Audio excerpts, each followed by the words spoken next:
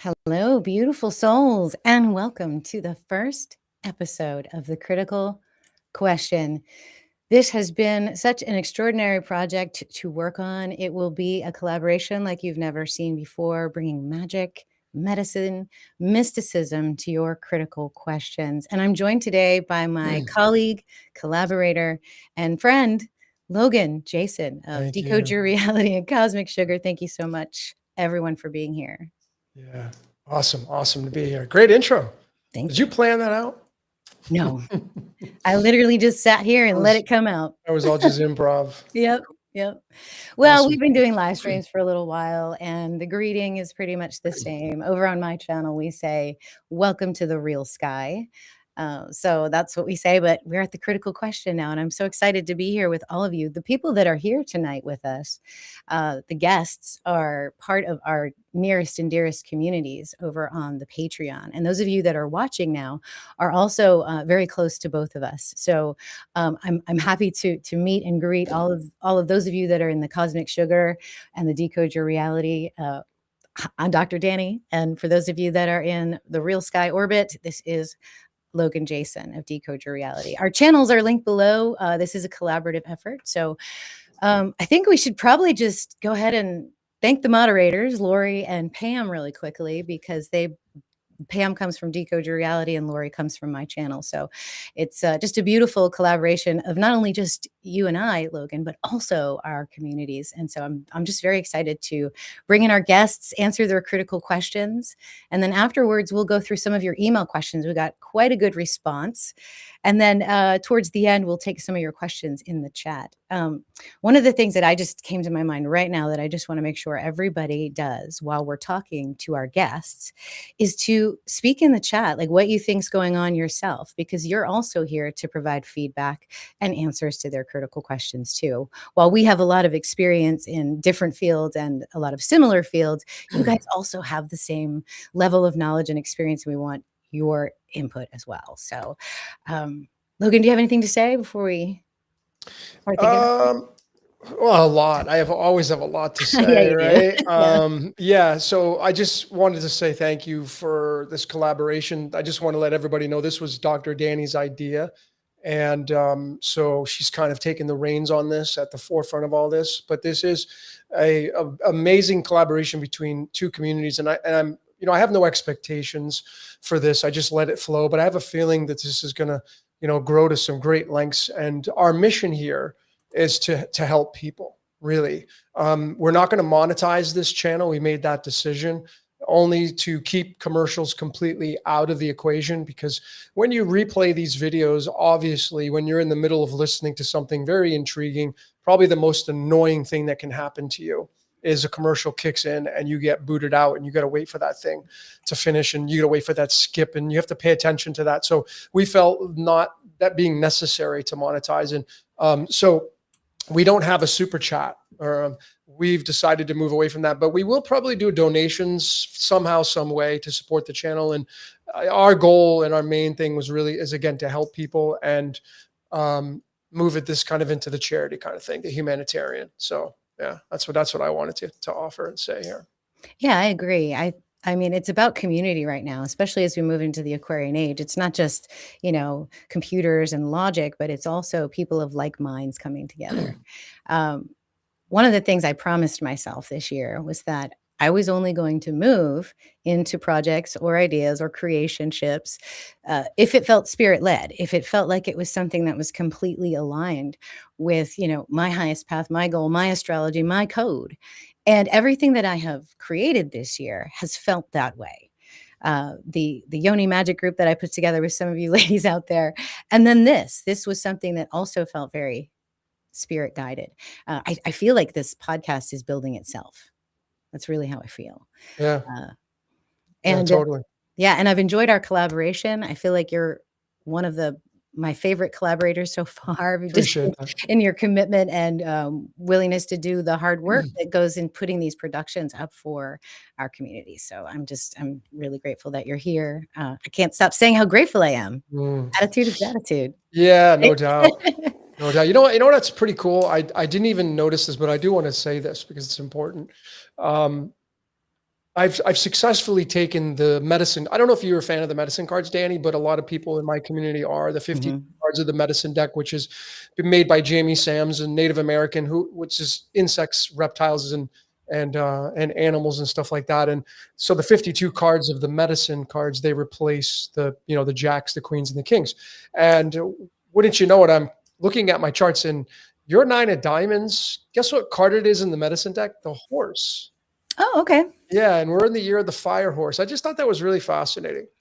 There's so many synchronicities. Oh, there's a zillion. Yeah. I mean, I actually, in my nerd fashion, documented everything because this is what happens when synchronicities start popping off for you. You have like diarrhea of the brain. You just, oh, there it is, there it is, there it is, there it is. And I got I don't know, maybe 30 texts from looking like, oh my God, see this. And I'm like, no, look at this. And he's like, no, look at this. So I went through our chats and I put everything onto a PowerPoint. Should we share that? Do you want to You do share it? whatever you want, man. You know, you got the full control here. So I'm just gonna, you know, do my thing. But yeah, please share whatever you want. I know you have some Yeah. slides to share and I all just that want kind to, of well, stuff. so it's number one, I want to show it to you to highlight the synchronicities. That's goal number one. But goal number two is to also show you the methods that we use Yeah. to figure out, what's connected, why isn't it connected? The connections are great because you can see them, but when the trail runs cold on a decode or something you're trying to decipher, that means you don't go there. It's like resistance in a way. And so there's a lot of cold trails in decoding. And this was one of the hottest ones I've ever seen. So I would love to share that because we're going to be using these methods on our guests and also on these questions. So, all right, let me do this real quick. Share entire screen. Entire screen.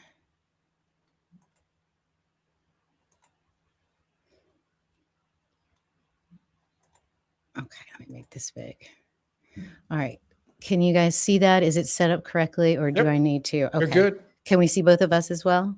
In the bottom left. Oh no, actually, no, I don't see us. But it's okay. You got it on full screen. That's okay. Yeah, yeah. Okay. So this is about 9 slides. I just wanted to share with y'all real quick. Probably take about 10 minutes. So this is, I call it the code underneath. You can't make this up, right? So you put the word collaboration into the English cipher and you get the number 137. And for those of you that follow Logan, those of you that follow me, you know how big this number is. This is the fine structure constant. This is literally how things go from energy to matter and back again. It describes the quantum leap that electrons need to make from their orbital shells. You see it everywhere. It's a very unique and interesting number, and so I love that came up right away. And so, of course, the first thing you want to do when you're checking out a collaboration is to put the 2 birthdays together and see, what's happening there. And a lot of this is your you found these, Logan. Mhm. So go ahead and riff on this a little bit. Yeah, well, I mean, obviously we were born with the same numbers, me at 1:03 a.m., you at 1:30, so just a few minutes apart from one another, but it is that 1 and 3. And in numerology, that's, you know, leadership through creation or magic through creation. That's why the number 13 is so powerful. You had Pinehurst in your city, which my last name is Payette, so I have Pi in my name. I actually have it twice, but Pinehurst and Payette are there. And then you were born on the 35th degree latitude. I was born on the 35th day of the year. So that was a big synchronicity. It was bromine and gold for you and niobium and lutetium for me. And when you add those up, all of the latitude longitudes, you get the 226 of Ra. And this is the year 2026. So Yep. this was a really big marker. This was a humdinger, right? It was a humdinger, man. Yeah. Yeah, it was a humdinger for sure. And And of then course, you added the 13 in the yeah, in the my favorite ciphers, of course, phi and root 3. And I like that 13 is 33 when you write it in phi, and then Dani and Logan together is 33. And your sister's name's Danielle. my only sister Yeah. that I have is Danielle. Your name is Danielle. So it's just very, very in tune, synchronistic, and yeah. Very cool. Yeah. So that's that slide. And then I found this. I just took our birth cards and I wanted to see, like birth and spirit and see what the numbers in the deck gave me. And they both add up to 73 for both of us. I thought that was very interesting. And then for me, the 21st prime, 21 is a big number. Like when I see the number 21, I look twice because it's associated with the Phi cipher. It's got a lot of big energy around it. But Jason and Danielle, 73. So that's interesting. And Yep. then this is why 21 is important for me. And you guys that follow my work, you know how much I love Phi. I love Venus. Venus is Phi. The reason that Earth, Sun, and Venus have their relationship in orbital patterns and frequencies is it emerges from the underlying code. If you look at their orbital frequencies, 365 days and 225 days, it gives you Phi. Phi is 21 in the Phi cipher. Phi is the 21st letter in the Greek alphabet. And then, you can connect the number 45 with scandium. There's a Naga.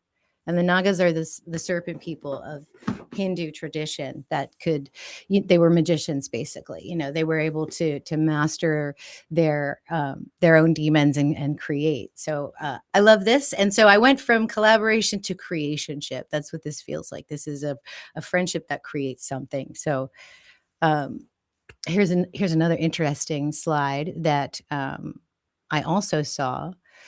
So your Mars card is my spirit card, and my spirit card is your Mars card. Yeah, and you're my Phoenix card. Yeah. And I'm your Phoenix card going up. So that's the other thing is with these card readers, they don't go up. They only just read down. But when you read up, because I didn't read up. So okay, yeah, you read up. So no your way. 9 of diamonds will land. The 13th card would be my 8 of spades. Yeah. So Phoenix going up is mine. Phoenix going down for me is you. So this is a huge marker here. And most of you that do the cards, this is what you should be looking at, because ultimately that's what's using you. For instance, when you look at Dani at the 9 of diamonds position there in the Uranus Mars, you go to the right instead of the left. The Jack of clubs just to the right of her, that's her moon card, but that would become the sun card, and then her 9 of diamonds would become the Mercury card. So the Mercury card for the Jack of clubs is her sun card. And so therefore the Jack of clubs uses the 9 of diamonds as the Mercury position. So when you read going up, it gives you a much different perspective and a much clearer path on how these cards work. Interesting. And this is to me speaks to like a shared mission, because Martian energy is very much tied to like being inspired action. Mars attains enlightenment by enacting the will of the divine. And I feel like I am caught up in this in a divine way. It feels divine to me. And then my card, my spirit card, if you is number 38. If you put that into 52, you get 1.37. I think one of you out there actually showed me that and was like, wow, that's amazing. So that's interesting. And then of course, a lot of this was yours, but it mirrored my work in understanding the Phi spiral in terms of the compression wave that the movement and the cycles of these planets create as they get closer and closer to Earth. So these slides are not unfamiliar to my community. We have what we're doing here. This is a current map or current timeline of Venus energy. And we're right here in this lunar cycle. In fact, we just had a new moon right here, and these colors represent the seasons of Venus. So for example, in the real sky, Venus is in Taurus, and she'll be here until the 17th of May, I think. So as we get closer to the retrograde movement of Venus, this Phi spiral, this creation wave compresses. And when it compresses into that star pattern, the fields converge between Earth and Venus, and there's the potential, the opportunity to create. I think you put it very nicely when you did your astrological orgasms video this morning. It's kind of like that. I mean, this retrograde moment is like the building up to the orgasm of Venus and then the ending of it. If you look at it in 3 dimensions, then you get this spiral. So that's the concepts I'm working on with the Venus work. And this, of course, just mind-blowing decodes on how, light and mathematics are connected, the speed of light. My maiden name is Noe, and your given last name's Payette, and that brought you right to the double helix and the sine wave. And of course, beryllium's number 4. Yep. We're both born on the 4th too. So, right. Yeah. So that was a huge marker.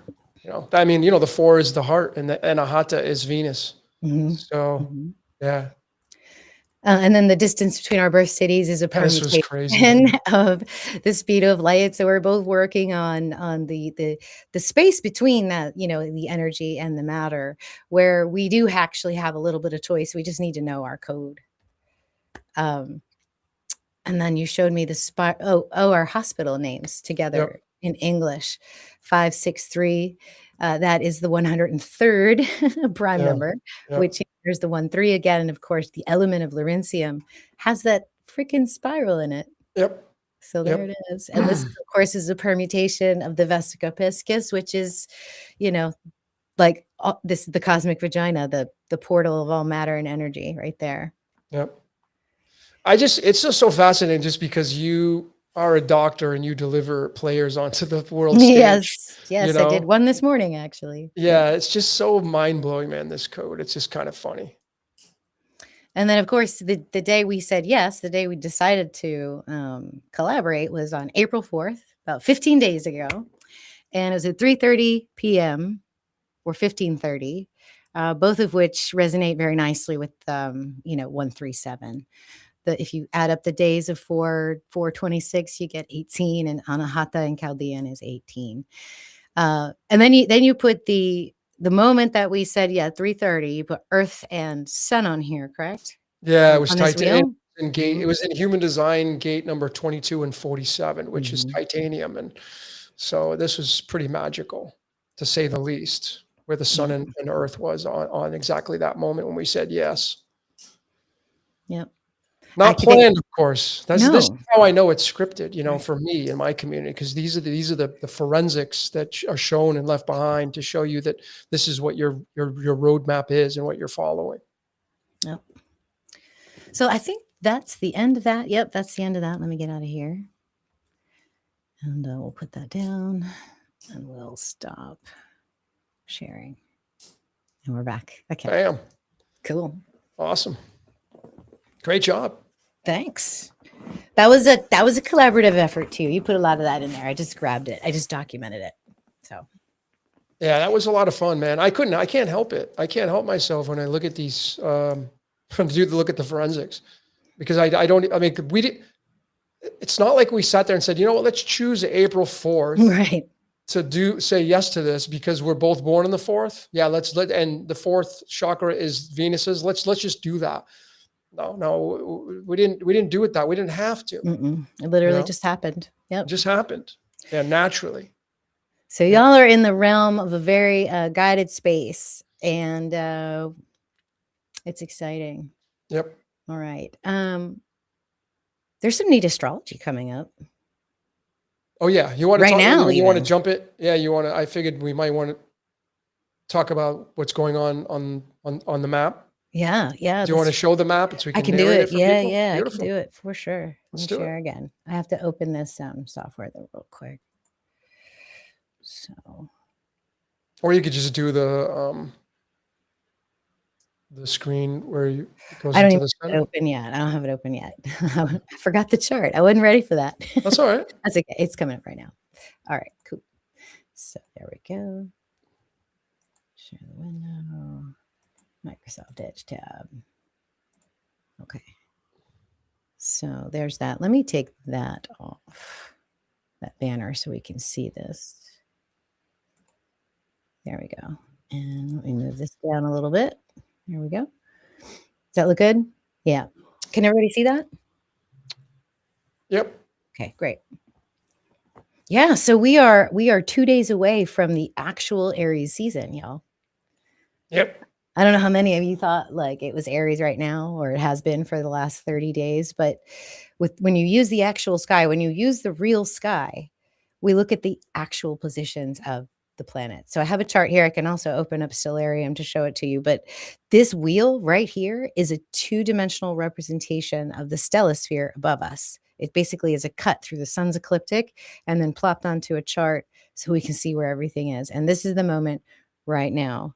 And yeah, so sun is about to enter Aries. So this should feel very good for a lot of people, I think. As the sun moves into that space, we feel more energy. We feel more fired up. We feel like we want to start things and do things. And I think that's perfect. I think everybody's ready for that. We've had a lot of tough moons. Like the last new moon was on top of Chiron on Friday morning. The one before that was on Saturn and Neptune. The one before that was an eclipse. The one before that was on Pluto. And the one before that was on the galactic center. So it's been like a rough few months for lunar cycles going through some very powerful planets and their interactions. I don't know about anybody else, but I just, I'm not one to really feel the energy, or at least maybe say something about it, but it feels for me very climatic. Like I was just sitting there today and thinking, even though I'm not part of the mainstream and what's going on, it's still going on, and it's causing a ripple effect. It's causing energy disruptions. And, keep in mind that through the 13 signs, Pisces traditionally is going to be the 13th sign. It's going to be the last one, which if I took a tarot card and I put it on top of there, it's going to be the death card. Mhm. Not the hangman, right? Tropically, it'll be the hangman, but not constellation based. It's going to be the death card. And we have a massive, gathering here of the sun, Chiron, Mars, Saturn, Oh, uh, yeah. Hermes, and Poseidon, and Poseidon's home in its home turf. So this gathering of minds here, this energy is really big, and I think that a lot of people are feeling it. I mean, Mars and in Pisces, you would think Pisces is such a spiritual, church organized kind of energy, but again, it's the last sign. It's essentially the winter stage, and this is a climatic going on right now. So, and then, Hitler was born on April 20th. So you're literally moving into a remnant of the energy. Even, what's his name? Saddam Hussein had his Aries occupied by the sun. So, two big guys with, things that went on in the world stage that killed a lot of people. It's going on right now. So a lot of energy on that. And, I think really people are feeling it. I don't know, you people in the crowd, what is your take on it? Are you feeling this energy? I'd like to know. Yeah. I have several small group energies or containers that I run, and many of us are feeling like it's magical, Yeah. especially people that follow my work, because when I look at the quote unquote malefics, I don't say this is a bad planet. Yep. Like Me for me, neither. Saturn's a beautiful energy. It's when I look at Saturn, I always introduce when I do a reading, I always introduce the planets to you. So I say, okay, here's your chart. This is your Saturn. This is what Saturn does for you. Saturn, all of the planets sitting at your table are trying to reach some level of enlightenment. Hmm. And Saturn will do that by building your prisons for you, right? So whatever you want, whatever you believe, however you move through the world, Saturn's going to build that. It's if you guys don't believe in a globe or a flat earth, maybe you believe in the simulation and that things are being rendered in front of you. Saturn is your rendering tool. Saturn is building that scene in front of you. And he doesn't care if you're happy or sad or high vibrational or low vibrational, he'll create it. And Yeah. he'll also teach you to take responsibility for it. So it's a planet that requires several years of life to really understand it. It comes with responsibility and integrity. So when you build something and you own it, Saturn can be your best friend. And you put that with Mars, man, Mars is that fire, that drive, the testosterone, the willingness to get it done. And these both are together with Mercury, the planet of your mind, who exchanges, who communicates, who bridges worlds. Normally, Saturn and Mars together are like stepping on the gas and the brakes at the same time. Whenever you learned how to drive a stick shift, you probably did that a couple times. That's what these two are like, But Mercury can bridge the two and say, "All right, Saturn, if you want to stay here, Mars needs this," and Mars can say, and he could say to Mars, if you want to run with it, you need to do this. So it can be very, very nice energy. I really like it a lot. And then, of course, Neptune is just mystical and represents all the possibilities that you have before you. The path to enlightenment for Neptune is literally whatever you want, Mm, good, bad, or indifferent. mm, So a lot of magic here, a lot of magic. mm. Well, then you have the shadow side too. And, right now, the wars that are going on, the major one is involving a lot of water, right? The naval, the Mhm. ships, the Strait of Hormuz being closed down. That's the domain of Pisces, water. You have Poseidon, the ruler of Pisces there, water. You have Saturn, the military. You have Mars, the Mhm. military here. The cluster of this energy with Chiron is massive, and it's totally pulling on the shadow side. And people are using this. And on top of that, we're, in the Knight of Swords energy, and the Knight of Swords, the jacks, they all sit in these domains here. Tropically, they sit in the sign of Aquarius. So you have Rahu there. So there's a huge emphasis right now on the shadow of the world and people using the power of war in the water aspect here with this cluster of energy. So I mean, it's undoubted that this is what's going on, obviously. Right. And it's so nicely aspected too. So it's connected via a 60-degree angle with both Pluto and the moon, Uranus, and Venus right now. So this connection, you guys, Pluto, by the way, is not over here. It's right here in Capricorn, and it will be in Capricorn until 2040. I don't And think what your cursor's being shown, my dear. okay. So Well, I, Pluto's down here at the bottom, if y'all can see that. I think you know what? You're on full screen. Maybe you want to minimize it to a smaller one where we go off to the right. I think then you can see your cursor. I don't know. I Would don't that know. work? Maybe. If I go into the presentation, it's no, I can't. In the Can't. screen, in the scenes, there's that one that puts us off to the side, and Right, then but I can't draw on it. That's the oh, only okay, thing that okay, Restream does not let oh, me okay, do, okay, unfortunately, yeah. okay. Yeah, I don't see your cursor, so But the way that I always view Pluto is, so it's spent a lot of time in Sagittarius, probably about 12 to 15 years. And while this was happening, it was conjunct Saturn for a time. That was right around COVID. And then it right around the solar return of the United States, Pluto entered into Capricorn. This is the Sagittarius energy, which is that purple all the way at the bottom with the arrow. That is Pluto dismantling our beliefs because of the connections, because of ideas, because of people learning and digging deep into belief systems and seeing the synchronicities and the connections between them. We've changed our beliefs as a collective. And so Pluto's job is to literally dissolve the ego of any space it's in, and it's doing that with Capricorn. And what's the ego of Capricorn, right? It's control, it's domination, it's oppression, and Pluto is dissolving that. So while it feels painful for a lot of these big things to fall to the wayside, like big government, globalism, um, public schools, public health, all those things are going to start falling away if they're not aligned to an authentic truth.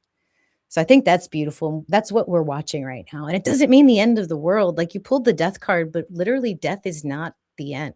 mhm. It's just the end of one thing and the beginning of the next thing. And the sun shows that to us today. It's literally on the cusp and ready to move into something Mm, new.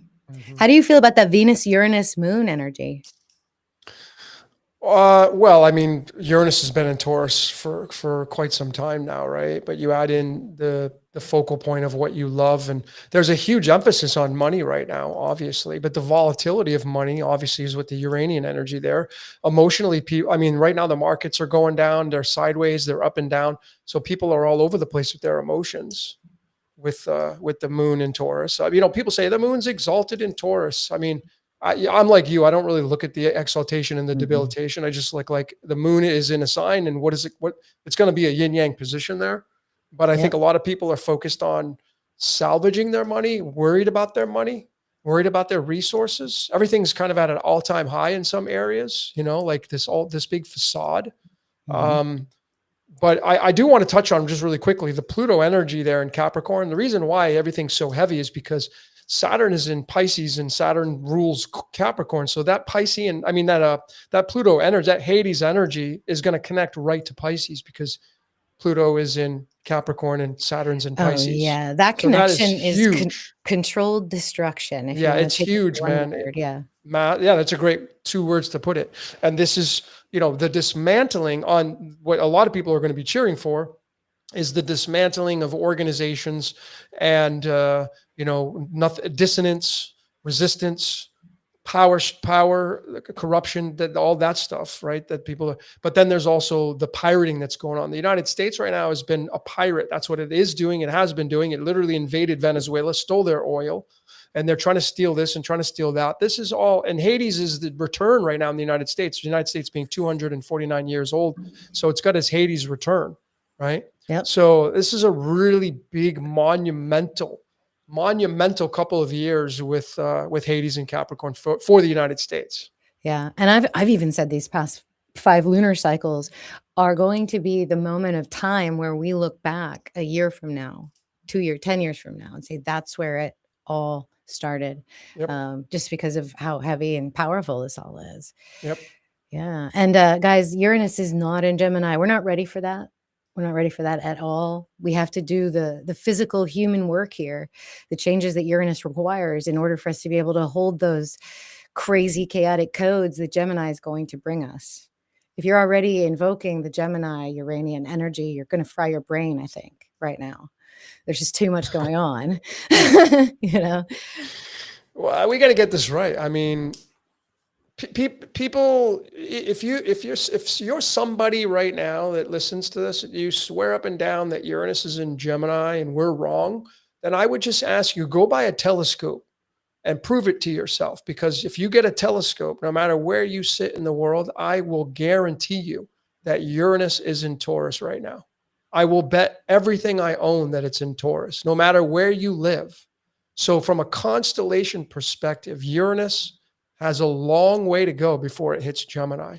Don't get bamboozled by people spewing this nonsense that Uranus is in Gemini, because they are giving you a layer of magic that is not true from a perspective of 1 + 1 = 2. Everybody's right. So their system of magic is an overlay, but what overlay do you want? Do you want one of precision, or do you want one that's just following the herd, that is preaching a system that is not accurate with the true sky? Well, Logan, I also think that it is more than just precision. It's also about that magic. Because for me, the whole disconnect between the sky and the calendrical planetology seasonal system that's only useful in the northern hemisphere, when you're overlaying that magic on our Gregorian calendar, which is that's all it is. I mean, Neptune's not in Aries; it's in the month of March, and Neptune doesn't care about the sun's months. Doesn't care. That's why it's not. Anyway. I look at it as actual magical malpractice in some cases, because when you're giving financial advice based on a Uranus in Gemini, I think you're doing it wrong. When you're giving advice based on a Saturn in Aries, when it's actually in Pisces, I think you're not serving that person, whether it's inadvertent or on purpose, but something is not aligned for that person now, because they don't have the true magic of the sky. They have this overlay. Yep. Yeah. That's important, man. I think people, I mean, if I were to ask every single person here, do you want me to get close, or do you want me to get precise? And I know that every one of you would answer, I want the precision. Well, if you I want know the my precision, I know my patients would. I mean, if I'm doing a surgery, I was like, do you want me to take out your appendix or your gallbladder? that's a great analogy. Yeah. When you go to the dentist, do you want me to drill the right tooth? Do you want me to get a little close to where your cavity is, or do you want to get the cavity itself? This is what we're talking about with the true sky versus a system that is not accurate anymore. Maybe at some point, thousands of years ago, it was accurate, but it is not accurate anymore. It doesn't leave us, because obviously the inner wheel here that you're looking at, that is what tropical astrology is. It's 12 houses. And we know from the historicity that the earliest astrologers were using the constellations as the basis of what they were using to map out their lives, not the 12 segments. That came later. And if you look up at the sky, you're not going to see 12 houses sitting in the sky. No, you're just going to see the constellations. Everyone is saying that Venus and Moon look beautiful tonight. Well, if I could go outside and see it, but I wouldn't be able to anyway, because it's raining cats and dogs here, for sure. But yeah, this is a great time. If you guys have clear skies, open your window right now. Look west. It's gorgeous. A crescent moon, bright evening star Venus. It's just breathtaking. And you'll see the Pleiades right there too. And if you see the Pleiades, that's exactly where Uranus is. It's awesome. Yeah. All right. How many more minutes? We got what, 7 minutes for our first guest? Yeah, let's see if they. So we have guests coming on tonight. They're going to phone in, and I'm going to plug them in through my mixer here, and it's always done really, really well. So, all right. yeah. Let's see if anybody has anything to say in the chat that we can riff on for a few minutes. Let's see. While you're looking at that, I just want to let everybody know we have 4 people that are going to be calling, and they've been pre-selected. We have a calendar that you can go on when we announce these, and you can select a date. We only have right now 4 guests because we're going to give 15 minutes to each guest on their most critical question. And I don't know how this is going to go. We're going to have a timer on there. We're going to be as very, addressed to attention as we possibly can. And then those of you that emailed in your question, I've kind of condensed it down into one single question because a lot of you had a lot to say with your emails, which is great. So we can go through some of those, right, Dani? Yeah, we absolutely can. Yep. Also, what I did not anticipate, setting this up the way that we did, because we had some different plans, but then we had to kind of switch last minute. I'm not going to be able to show the comments because I didn't set it up through Restream. We connected Restream through the back door. So we're just going to have to read the comments, unfortunately, because it's not showing up in my box. See, nothing's here. What do you mean you can't? What do you mean? I thought it was just a button you press with the comment. Yeah, but these are fake comments right here. These are just pretend comments to show you what it would look like. Right, but you have to actually link up the channel to. Yeah. So here's my normal. If I know I'm gonna go live, I will go into Restream and I will schedule a live stream, and then it will just set it all up. I'll go into the back end of YouTube, and if I need to fix the graphic or if I need to add something to the description, I can do that. But we set up the YouTube first and then added the Restream later, so it's not connected by a chat, unfortunately. But that's okay. We can still read them, and I'm sure we will be use tonight as an opportunity to refine and improve the process going forward. So awesome. Okay, let's see. There are a couple of questions if you want to maybe take one or two before we see Miss Sunny. Let's see. Where was it? Okay. Mr. Mann asks, what do you think, Logan, of Space Was Built in a Hollywood Basement quotes of the song Californication by Red Hot Chili Peppers? Well, is that part of the song? Like, was that a lyric in that song? Yeah, I mean, it's a song by the Red Hot Chili Peppers, and they're claiming that Hollywood was made in, space was made in a Hollywood basement kind of thing, right? Gotcha. Yeah. So it's a song, and there are tons of songs that tell you their versions and sides of the story, and I guess we'll find out, right? I guess we'll find out. I don't even know what to even say on that, really. Yeah. Yeah. All I do know is I've gotten a telescope and I've looked up and I've seen through the telescope the celestials. Okay. Yep, so I have too. Yeah. So you have too. So that's the evidence that exists when I look through the telescope. So if you're getting at that space is created from underground and it's like a stellarium spitting up at the sky, right? Is that possible? Sure. But we don't have any evidence of that.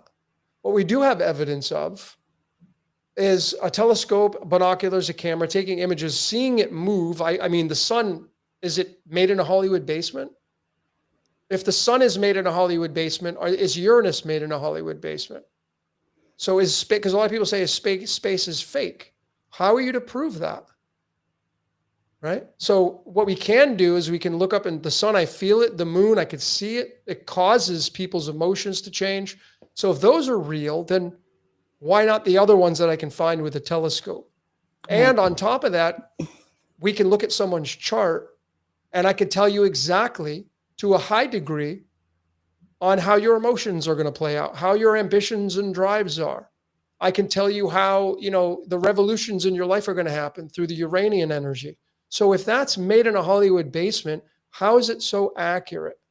Well, you could easily chalk it up to magic, but I mean, everything's magic. So it just arbitrarily goes to a default position. Really. And I have no problem with theorizing different ways that the world is made or that space is made. I have no problem with that. But what's the usefulness of it, of disagreeing with people that are trying to bring you wisdom based on what they see and what they know? I just don't see the point in that. Like, okay, well, if you don't want this wisdom and you want to think that the world is this way and that you're being caged, go ahead. I mean, I'm not stopping you.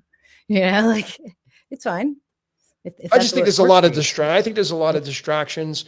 There's tons of artists and shows and movies that are pushing out a ton of we've covered distractions. There's so many distractions, especially in this day and age.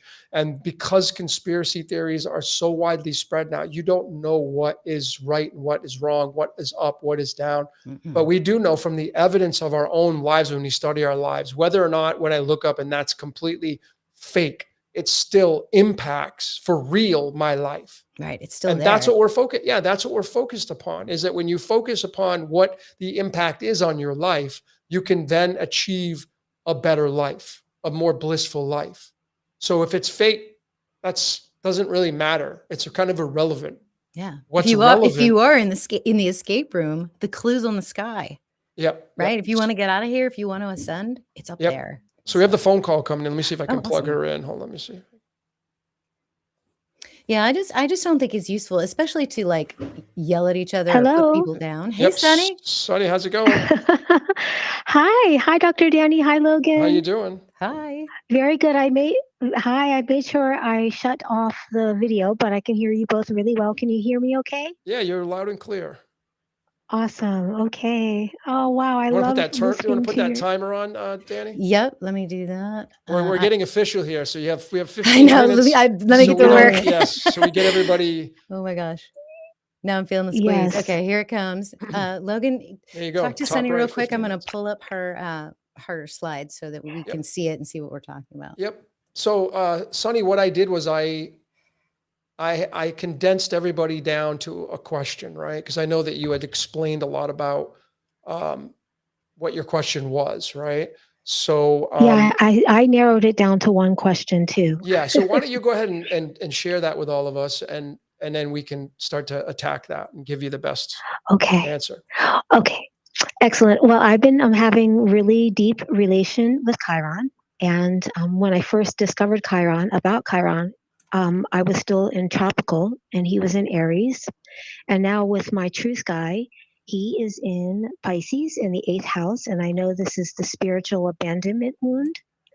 And I have three significant relationships, intimate relationships in my life that have spanned over 40 years. And I discovered that they were all eight of clubs. And when I discovered that, I was like, oh no. Um, the first two partners had the same birthday on April 26, different years. My last significant partner had a birthday on March 28th. And I'm like, oh, excellent. He does not share a birthday with them.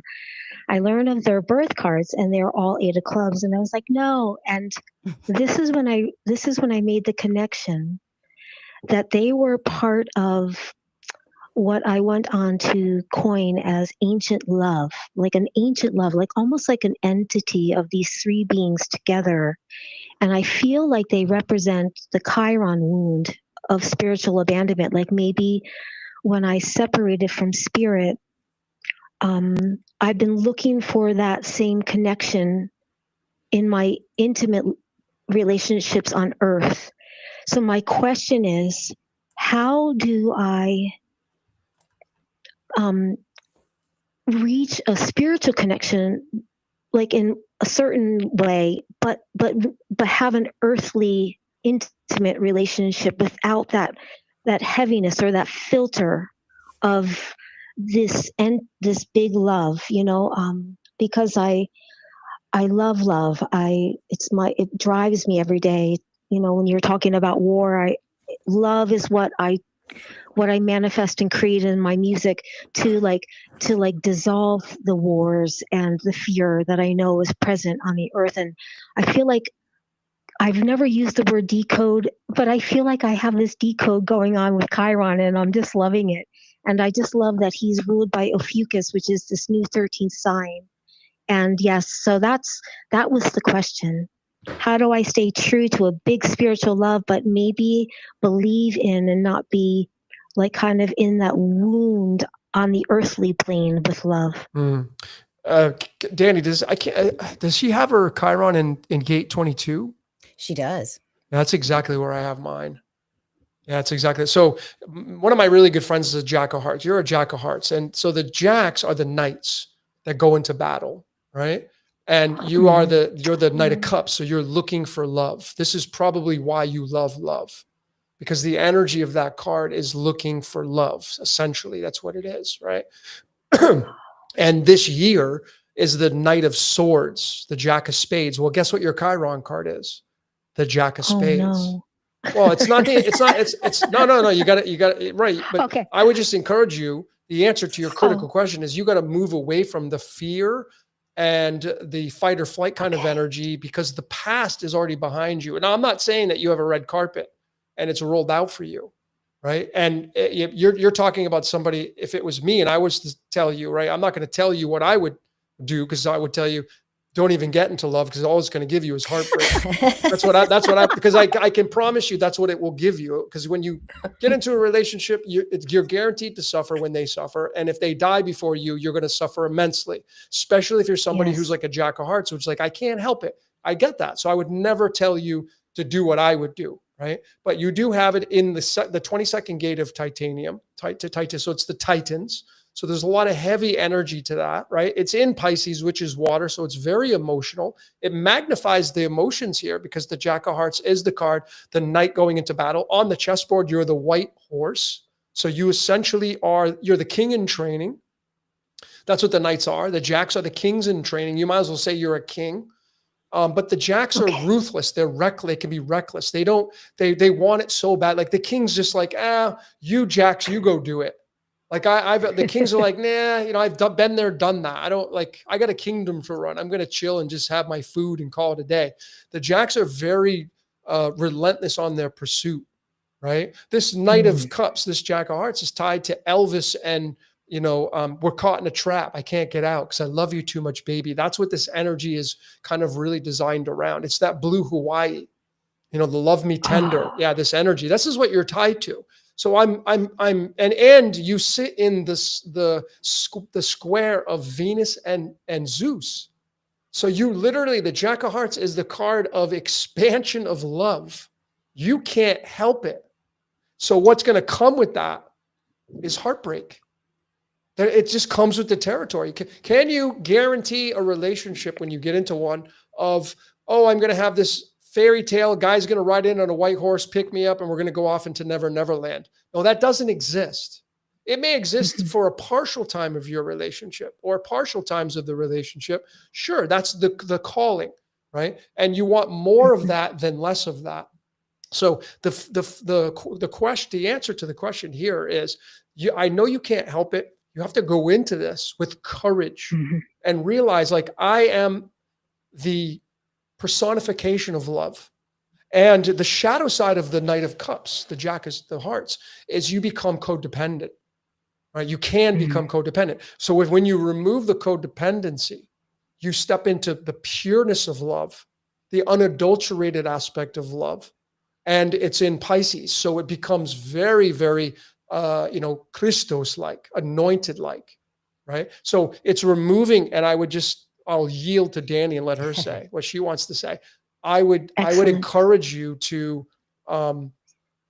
get rid of any past tendencies of the old relationships, because this is the year of your Chiron is this this Knight of Swords. This is the card for 2026. So this is huge for you and me. Okay. Because this is the card for 1973, my birth year. 1974. So this is a really big card for many people. What year were you born? Oh, you don't have to share that. But if you were born 71. in 71, okay. So that's not your birth year card. But this is the card for 2026. And this is your Chiron card. And that's why you're feeling it. Not so much the Eight of Clubs.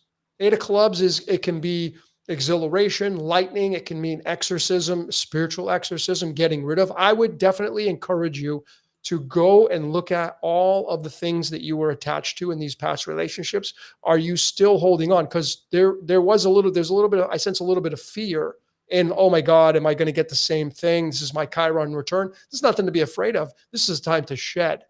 This is a time to come out and emerge a butterfly, not to stay in the cocoon and reemerge as a caterpillar again. You want to emerge into a butterfly. Excellent. And Dr. Dani has really been her guidance with Chiron being like the wounded healer, but also he helps us discover our magic. So that's been a beautiful help for me, kind of like shedding these last remnants of all of this energy. Wonderful. Thank you, Logan. No, you're welcome. That was beautiful. I echo many of the things. I also know you, Sunny. So I echo a lot of these things. And Chiron is no joke. I mean, it takes 50 years to go around the zodiac. So you've got the first 50 years of your life kicking yourself, saying, I'm not good enough, I'm not smart enough, I'm not, and you overcompensate. And your compensation comes from this space here, this south node, like Capricorn. I think is that your north node? I turned it so we could see it in the alchemical That's her code. K2. That's her. Yeah. No, that's actually her That's north her node. north Yeah, it's her node, north right? node. I was And looking so, at the ascendant. just remember that your Mars and your north node are in your sixth house. And I don't know if I've ever shared this with you about the sixth You house. did. Yeah, it's the space where you find someone to nurture you. The relationship may come from the seventh, but it's what you project onto the other and search for, because you don't think you have it in yourself. It's close enough to the seventh house. Seventh and eighth is like the relationship, and then the energy between the relationships. So it's sort of the same thing. And the wounding comes from that sharing of the energy. It's like, where's the grace in this? I don't feel any grace in this. And it's the movement of the energy from that pure love and crush and excitement energy to, something that is long lasting and whole and connected to source, right? But your job here is to find this energy. Like, that's what's going to support you and help you. And it's going to be masculine. This energy is probably going to have its own thing going on. Capricorn has always, got their shit together, so to speak. They always know what to do next. And so someone that can, I don't know, do you always lead in the relationship? Like, you're the first to say hi, the first to kiss, the first to, It's kind of something. It depends. I think it can be kind of like equal in that. Okay. But I'm usually the one that always has like the courage to speak. So I think it's just I'm always like able to express myself, say what I need, that I need truth, and that I need and I think a lot of the partners that I've had, these three significant, have been much more not on a level, not like neither good or bad or right or wrong, but just like very not open the way that I've been able to express myself. Okay. So, this energy is your sun. So this is her ascendant right here, y'all. This is what will be rising. And it confirms her love of love, her love of being loved. Yep. Because Leo is the heart, it's all heart energy. I always look at Leo as like just the burning bright, innocent sun, and the job of your ascendant is something that you rise into. And you add on Sun and Venus and Mercury retrograde there. This is a powerfully stacked ascendant. It's when you have Venus and Mercury together, it's the mind and the creativity. So the right and the left hemispheres of your brain, if you will, the mind and the heart at the same time. And as I've gotten to know you over the last few months, you definitely in fact, you're an artist. So you artistically express these feelings that you move through. In fact, I think one of the first contacts we ever had is you wrote a song inspired by the teachings from our channel. And I was like, this is so beautiful. And so you just do that. You just put your heart out there. You're like, I love you. I love what you do. Let me sing you a song. Right? Yeah. Yes. It was very moving. Both of your energies and the frequencies, and your magic in this time. That's where, we are kind of like dissolving away, you know, structures and things that don't, like as above, so below. We need the truth reflected in the skies and into our lives. And I totally admire this work and co-creating and decoding and math nerding, geeking out, all of it. I love it. Yeah. Yeah. And when does Chiron move into Aries? Just a quick question. Do you know, Dr. Danny or Yeah, I can check Logan? real quick. It's soon. It's within a year, Before I our think. buzzer goes Yeah. off. Okay, Well, it's yeah. actually been going from 15 to 14, so I don't know if our buzzer's even going to go off. Yeah, no, that's all right. We'll just do it by we got another Yeah, I noticed it kept we're resetting to almost 15. Maybe yeah, it kept resetting. I'll have to figure that out. Oh well. Yeah, but Sonny, you have this, your love signature with Venus is conjunct with the sun, and your Mercury's there. So, and it's in Leo. So you want this loyal, fierce relationship, but it's in your 12th house. So you might be somebody who I don't want to be a showboat about it. Like it's okay to keep it behind closed doors, but I want that fierce. I want somebody who's going to be loyal to the core. I want that lion to sweep me off my feet because it's Leo. So that energy, I'm sure, resonates with you. Right. yes. Yeah. I mean, the Jack of Hearts with that energy. Whew, yeah. Yeah. A lot of passion. Yep. Yes. And Knight of Swords, though. I'm going to focus on Knight of Swords, card of 2026. Yep. This is a revolution. that. This is a revolution for everybody, but it's your Chiron card. So especially for you, it's going to have a personal placement in your life. Remember that Poseidon is in Scorpio in your third house.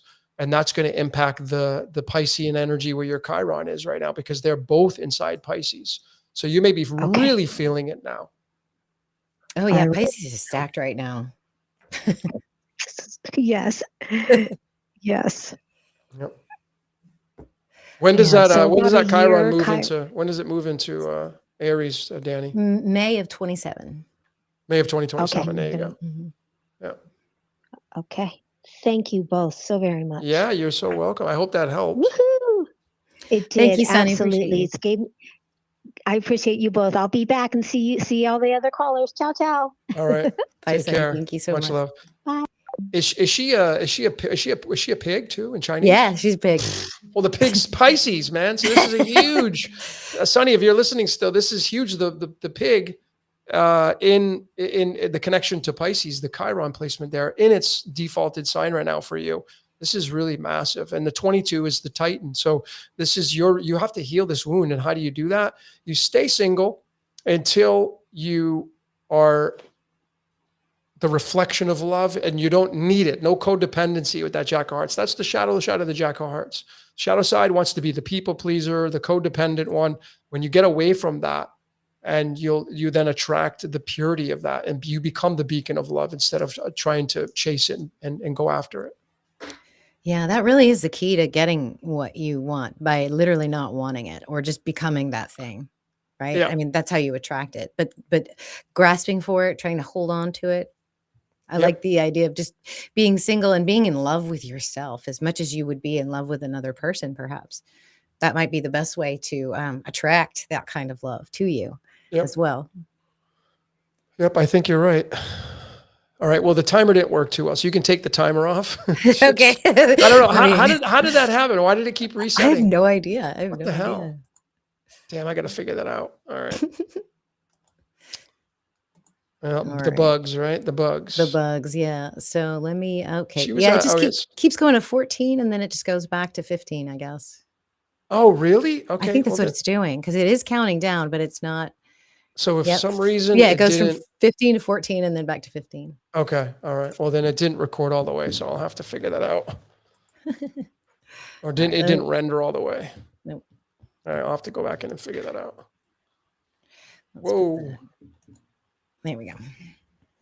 So we have a couple of minutes in between. I had like 6 or 7 minutes in between each call. Cool. Very good. Let's see if anybody has any other advice for Sonny in the chat. Because sometimes you guys have some wisdom too. Let's see. They all have wisdom. They're sitting there talking, rambling, saying I know what they need. I know this. And I know they are, yeah. Abuela Loco says, LOL, most of us have no other choice. LOL at Dani. We can only love another to the same extent that we love and honor ourselves, says yeah. 1D JDZ. And my flip says, internal change will change the outer world. Yeah. Claire Louise says she's indifferent to love these days. Yeah, my kind of position. I've been married 3 times. So when people say, "Oh, you just don't know," no, I know. Trust me, I've committed and I've been in long-term relationships.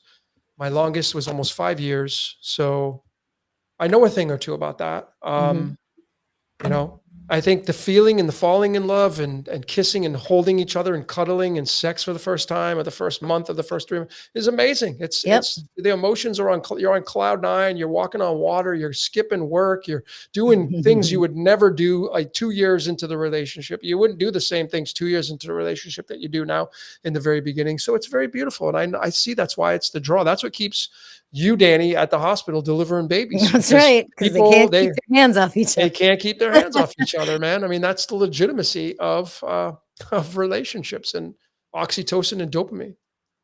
There is something to having a partner for a long time. See, I'm married and I've been married for 28 years. One long relationship that's had its ups and downs, but mostly has been, rewarding and wonderful. But the point that you make about, you're going to lose it one day. That's true.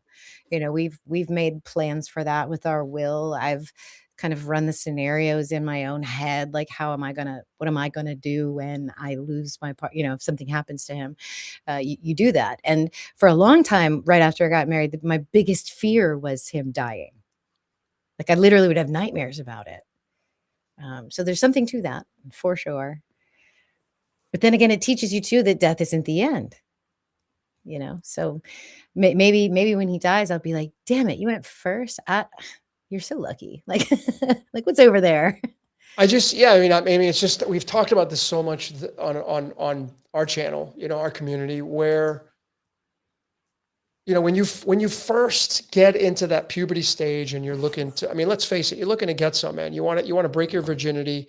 You want to know what that feels like. You're curious. What does it feel like to kiss and hold hands? And you want to have that, and you want to get to third base, and you want to do all those kinds of things. You're not thinking long-term. You're not thinking, well, I'm just going to experience that and call it a day. No, you're wired to look at mom and dad, say, well, they got married, so that's what I'm going to do. So subconsciously you're wired that way. That's how you got here. And it's fascinating with the women and the guys, because you literally end up chasing your mother again. I mean, that's, as a guy, you end up looking for a girl that is kind of the resemblance of your mother. I mean, there's a reason why guys are attracted to breast. You breastfeed. So there's this whole sexual thing with, and we don't look at it from the mother perspective, but if we're talking first man and first woman, you're talking incest in some ways with families. And then you're talking about being attracted to the mother and attached to the mother, and the rest is history. So. Oh yeah. We learned about Oedipus in college and theater. Yeah. And I also did a good 6 weeks of crisis with psychology. Yeah. People have, people just do not bring littles into this world responsibly. And I have very strong feelings about that. But here we go. We got a second caller coming in. All right, cool. Look at the hello. You're live on the critical question. Hello. Oh, hello. Hey, Dani. Logan. Hey, how you doing? Hey. Calling. Who's good? Joe calling. Hey, Joe. Joe's here. Hey. Grateful. I just want to say I'm grateful for the opportunity to chime in again. I got the last spot for the pro bono with you just recently, Logan. Oh, nice. To get to continue. Yeah, sweet. And now you offering that spotlight course free. I intended on taking it. Now I'll be able to do it a little quicker. I'm going to got the time. I'm retired, and and it feels like my life and the synchronicities, instead of linear, is going full circle. I'm facing things I grew up facing, and even have an opportunity I started my career with GM in '86, and I have an opportunity to go back and work again, which might be prudent because I had a fall from like August through February, where I went back to what's been my nemesis, addictions in this world. Recovering fine, everything's good, but I feel stuck right now. My motivation in the past to build isn't there, but to keep on learning, especially what you guys present. I don't know. Do I still try to escape the matrix, or do I put another foot into it and go back in the system again? It's kind of been weighing on me right now. Okay. So is that your question? Is that your critical question? Should I jump back into, another chapter of my life, or do I just kick back and wait for something to happen? Yeah, that's what, because I want to move on and move forward and detach myself from this world, which I've done pretty good in a lot of ways. Maybe having an opportunity to move again with a friend and, trying to, build, that self-sustaining property where maybe we can, ignore the world and its affairs. And, I parallel your life. I've been celibate for quite a while. I've changed quite a bit. Even this fall, I had the opportunity, like in a video game, to increase me to another level. I still got to heal from it. Living a naturalistic life, a more minimal. I can't even say that word. Minimal life per se. Riding around on a bicycle that I'm grateful to have now, and I'm pretty content. And music is my life. I learned more from music than I did from anything else. And in retrospect, the lyrics just teach me pretty much all I need to know. But kind of, my motivation and drive like it used to be is not there. I just kind of feel like which direction to go into now. Okay. Dani, go ahead. You want to take this Yeah, one first? I have some questions for him though. So you're getting ready to get a move in, like get off the grid and move somewhere with somebody, and you're asking if you should do that? Well, yeah, asking to go back and yeah, I moved out of state. I went to the Free State Project in New Hampshire. I'm in Newfoundland. That didn't work out, and I had to come back to Michigan, insurance reasons. Long story, and they're all long stories. But I've been working at that, and I see what's financially I'm not as strong as I used to be. Gotcha. I still have some money coming in a month. It's just with a job.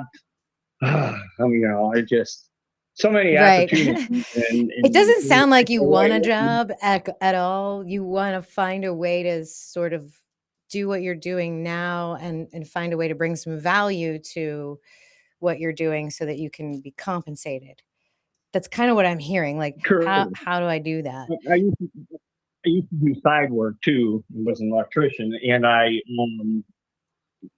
I'm not set up. I don't have the vehicle, the tools I used to have. That's another long story. Gotcha. But I'm getting by better than I have, and content. I'm always positive. I always say it's all good. It can't be otherwise, and it is. I kind of enjoy my life. And I live like the hermit card. Yeah, a lot of times in life, Joe, we feel like when we have moments where we don't have a lot of challenges in our life, we feel compelled to create them. Because it's like we don't really actually deserve this peace. We don't actually deserve this contentment in some way. And I'm not sure where that comes for you, but you probably do. It sounds like you've worked very hard. It sounds like this is something that you've been really wanting to be a part of, a community off the grid, not necessarily to relax, but to have a different kind of a lifestyle. And I feel like you've earned that. And I feel like you feel like you've earned that. But then you're like, should I get back into work? And it doesn't sound like you want to. It sounds like if you did it, it would be because you have to. And I think that's really the wrong vibration to come at it, just in terms of frequency.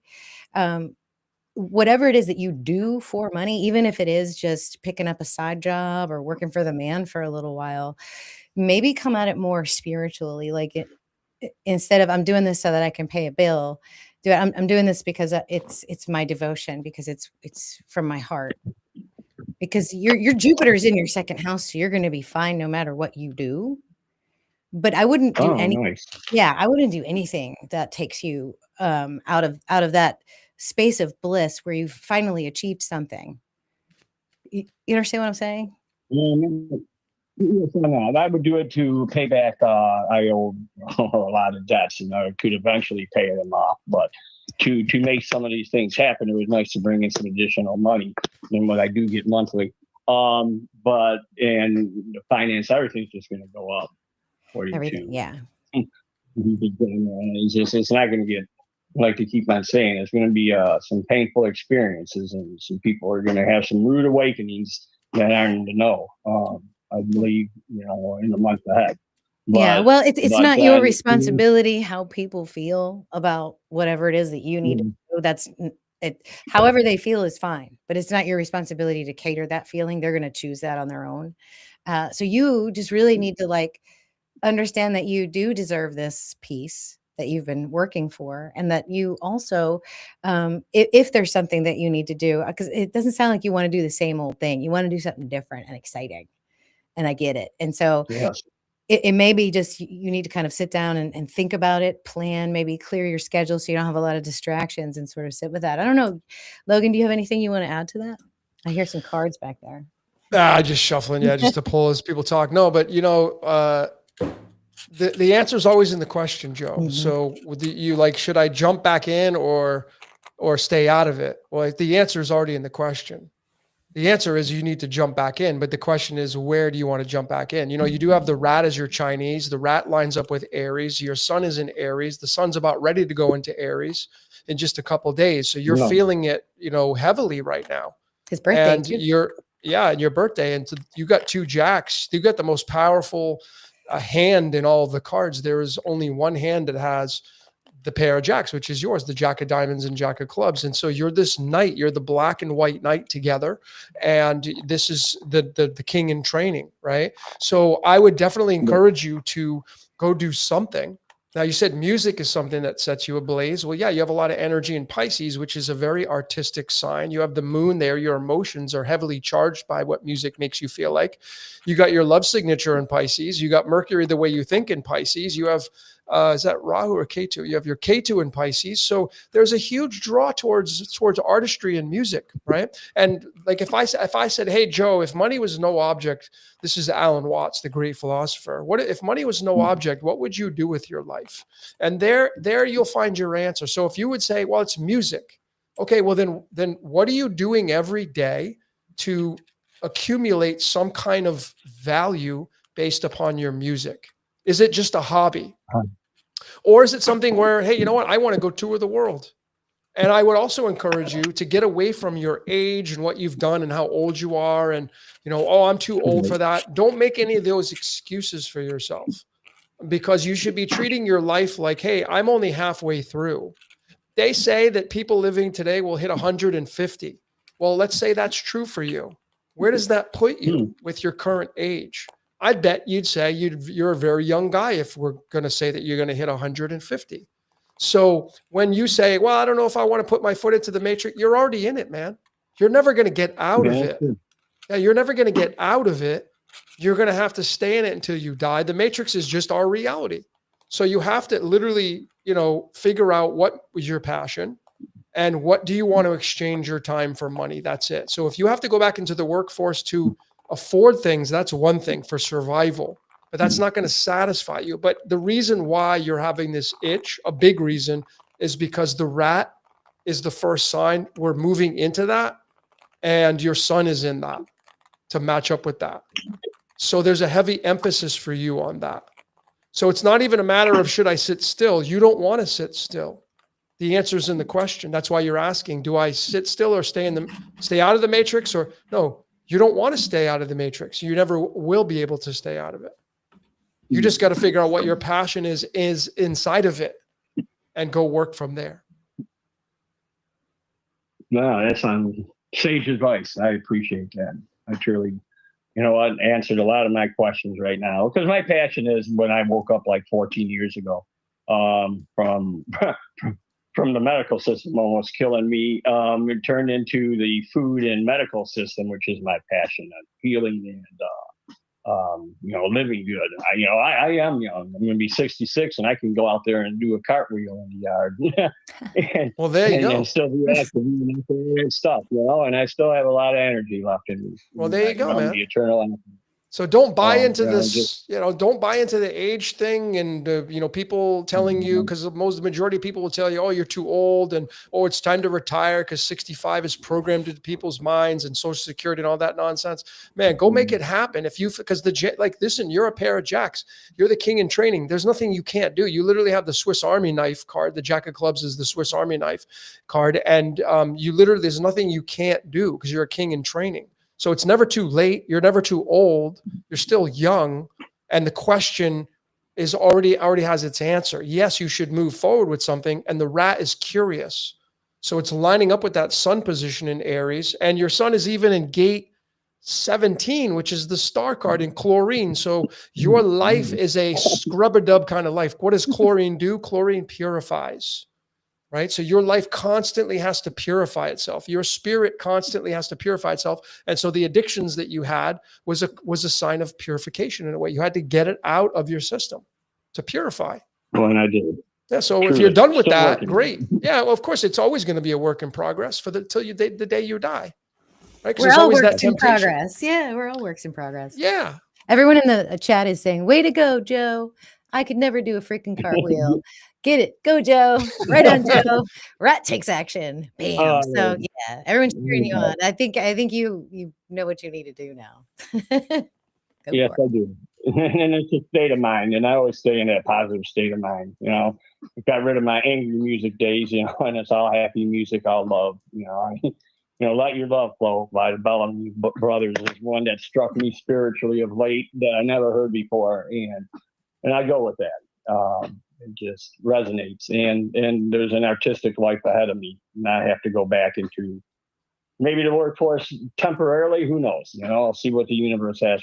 Like I say, I make plans, and whatever is scripted for me to do, I think on a positive level, if I do the right things, it'll pan out.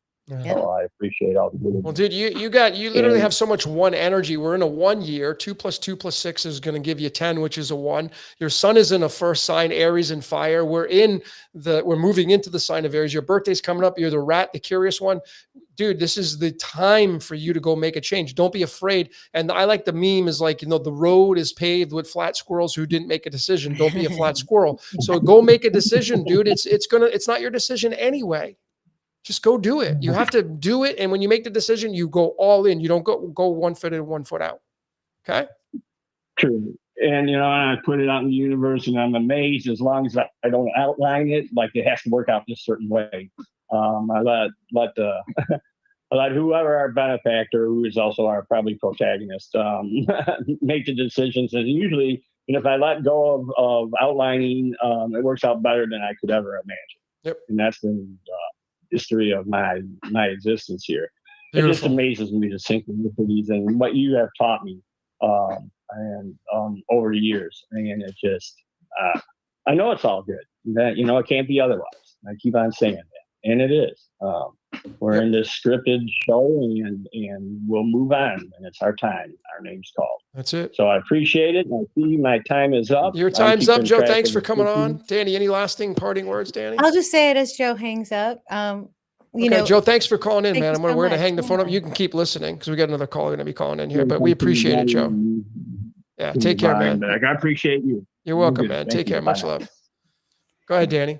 Yeah. So there's something I learned in the last year that has been a wonderful skill for letting things come into my field that help me make decisions is, okay, if my former pattern was, oh, here's a question. Now I'm tired because now I have to decide. And I hate that. Like, oh, I got to weigh all these problems. Instead, what I've decided to do was just go, I wonder how that's going to work out. Like actually have a genuine curiosity about your issue. Instead of being like emotional about it or getting upset about it, just say, I wonder how that's actually going to work out. And then leave it at that. Don't even think about it. But if you ask the universe in that framework of a curiosity, wait, it doesn't take very long. You'll see things just starting to line up for you about little questions that you've been asking. So I'll go through the morning and I'll go through my list of things and I go, I wonder how that's going to work out. Oh, maybe if we did it this way, what do I think about that? And then I just leave the questions alone. They answer themselves throughout the day. So Joe, just ask the universe, like, I wonder how I can be creative, make a little extra money to pay my debt and not have to step back into that situation.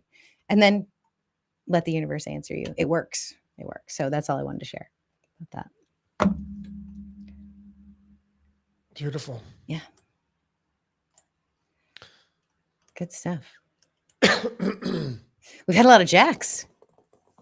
Yeah, Jack of Hearts, Jack of Clubs, Jack of Diamonds. A lot of jack energy. A lot of Jack energy, man.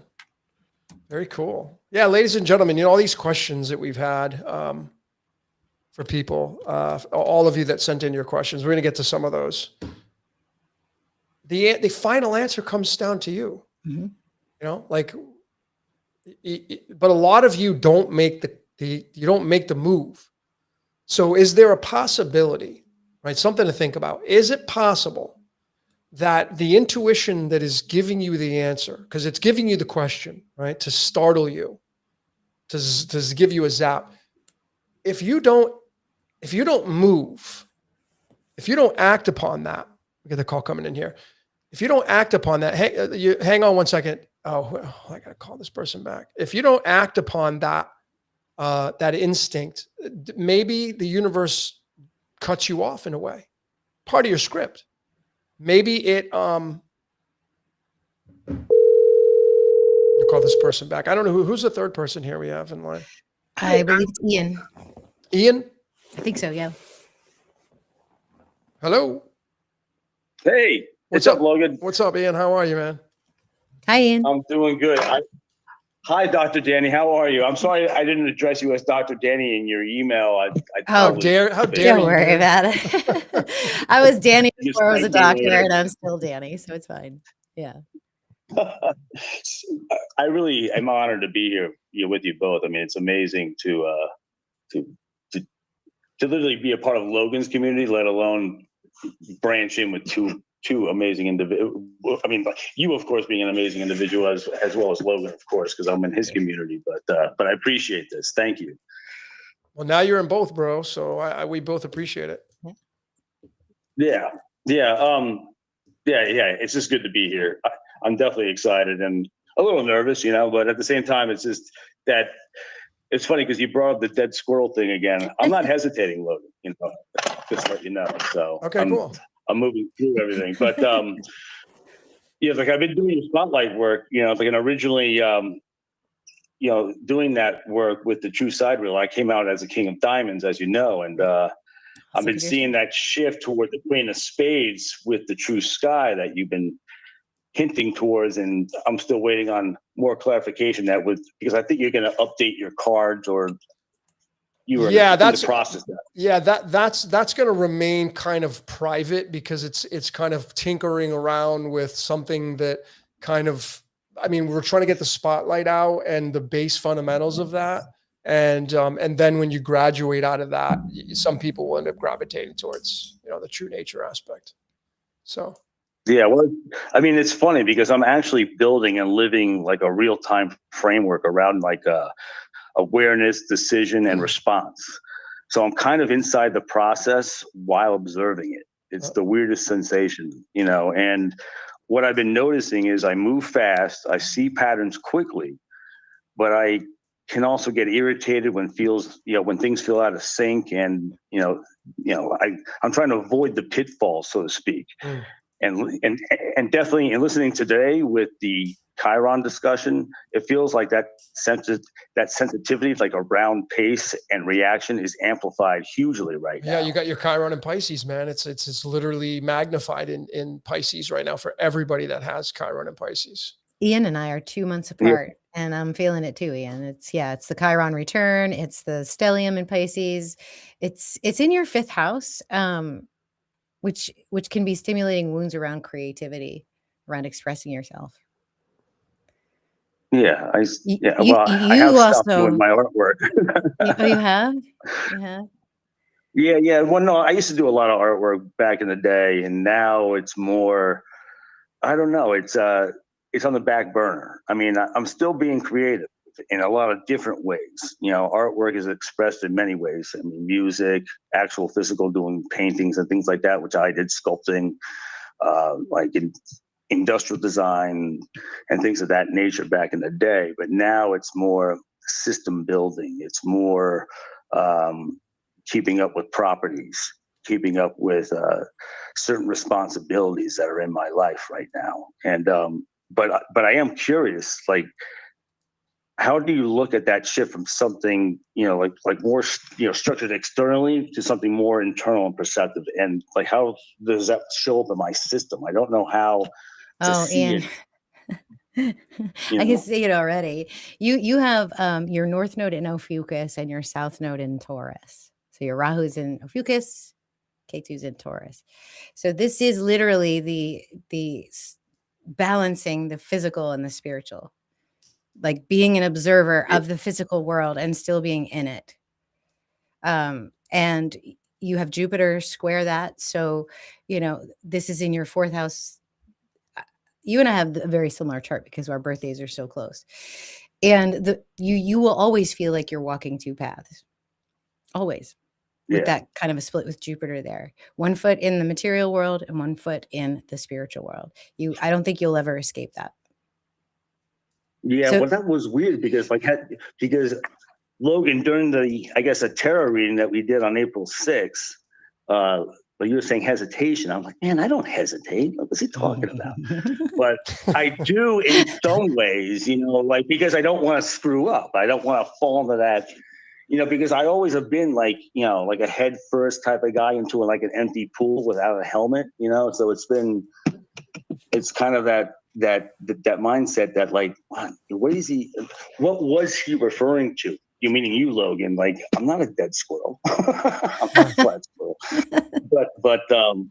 But yeah, for me, it's like I see patterns and they show up across like all my stuff, like I mean, just listening to you guys in the beginning of this whole thing right now, and I'm laughing my ass off just because you know, Logan's talking about the naval stuff, and you know, of course, that has to do with water, and you know, and then you bring up the ripple thing, and I keep thinking of like XRP and that, you know, and the whole idea of motion and keeping in motion and just being able to adapt. You know what I mean? And I'm just trying to work with what I have in real time and like not get reactive, especially trying to stay aligned with the pace that I run, you know? Well, like Dani said, your nodes, man, you know, you got your sun conjunct with Ketu. So like in your back pocket, there's this security blanket you want to have in your life. You maybe in your past life, it suggests that you were probably somebody who was fixated on money. And then you incarnate with the King of Diamonds, which is like the king of money. So like that's something that's on the back burner, but it's on the forefront of your mind all the time. And then you have the Rahu and Moon position over in Ophiuchus. So you're literally your focal point. You know, when you get older and you get more mature, it's more on that spiritual alchemy that Dani talked about, and it's in your first house. So like the K2's like, yeah, but you know, we don't really need the money, but the King of Diamonds is like, yeah, we do. Right. And that King of Diamonds can sit in the sign of Pisces because it's the 13th card and the 13th sign is Pisces and your Chiron's there. So there's this heavy King of Diamonds position in the spirituality position of Pisces. And that's is a big contradiction because the King of Diamonds, the one-eyed king, wants the money and the finances to some degree. And Pisces is like, I don't give two shits about that because I want the spirituality. So the spirituality gets magnified where the Rahu and Moon is in Ophiuchus, you know, and that's but then exactly me, dude. I live in two worlds. Yeah, like Dani said, she hit the nail right on the head, right? So like exactly. That's the answer to this is like you gotta walk both paths. You're the tiger, you know, in Chinese. Your Mercury's in Gemini, which has got conjunct Kronos there. That's the tiger.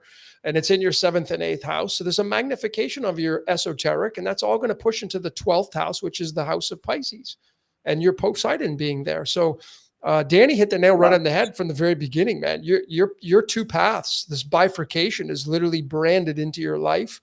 And, you know, you're doing exactly what you need to be doing. And also your Venus, the love of in your 5th house, the love of money and manifestation is there because it's in Aries and fire. You like being on the leaderboard of, your life in a sense.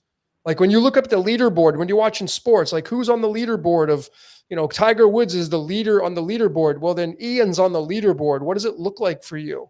You're on the leaderboard, and the King of Diamonds is like, yeah, I'm number one. So there's this drenching of being number one and being able to manifest through the love of being number one. But then the esoteric on the 1st house, it's like, wait a minute, Ian, you don't need that, dude. What are you doing, bro? You don't need that. And your 3 of clubs is this, the wanderer. It's the expansion of the wanderer energy. So you're Dani hit the nail right on the head, man. I'll yield. Go ahead, Dani. You tell him some more because you hit the nail right on the head. No, it is. It's the world I walk, and that's why because I live this. I live this, Ian. It's a lot of materiality in my life, in my world. A K2 and Taurus, it's fine. Like, okay, I can have a house or not. It's fine. I mean, I like having them because it helps me, but your Rahu's going to wake you up every day to understand the process of transcending. Who's my soul? Where does it come from? What is it doing here? That understanding is very, very important to you. And the Ophiuchus moon that can make you feel. Actually, I don't know if we have time to read about an Ophiuchus moon, but there's a lot of magic there with that moon in Ophiuchus. Like you are, so I, as a structured person, because I do have a lot of, physical stuff in my chart as well. Structured rituals can be really helpful for you, especially around lunar cycles.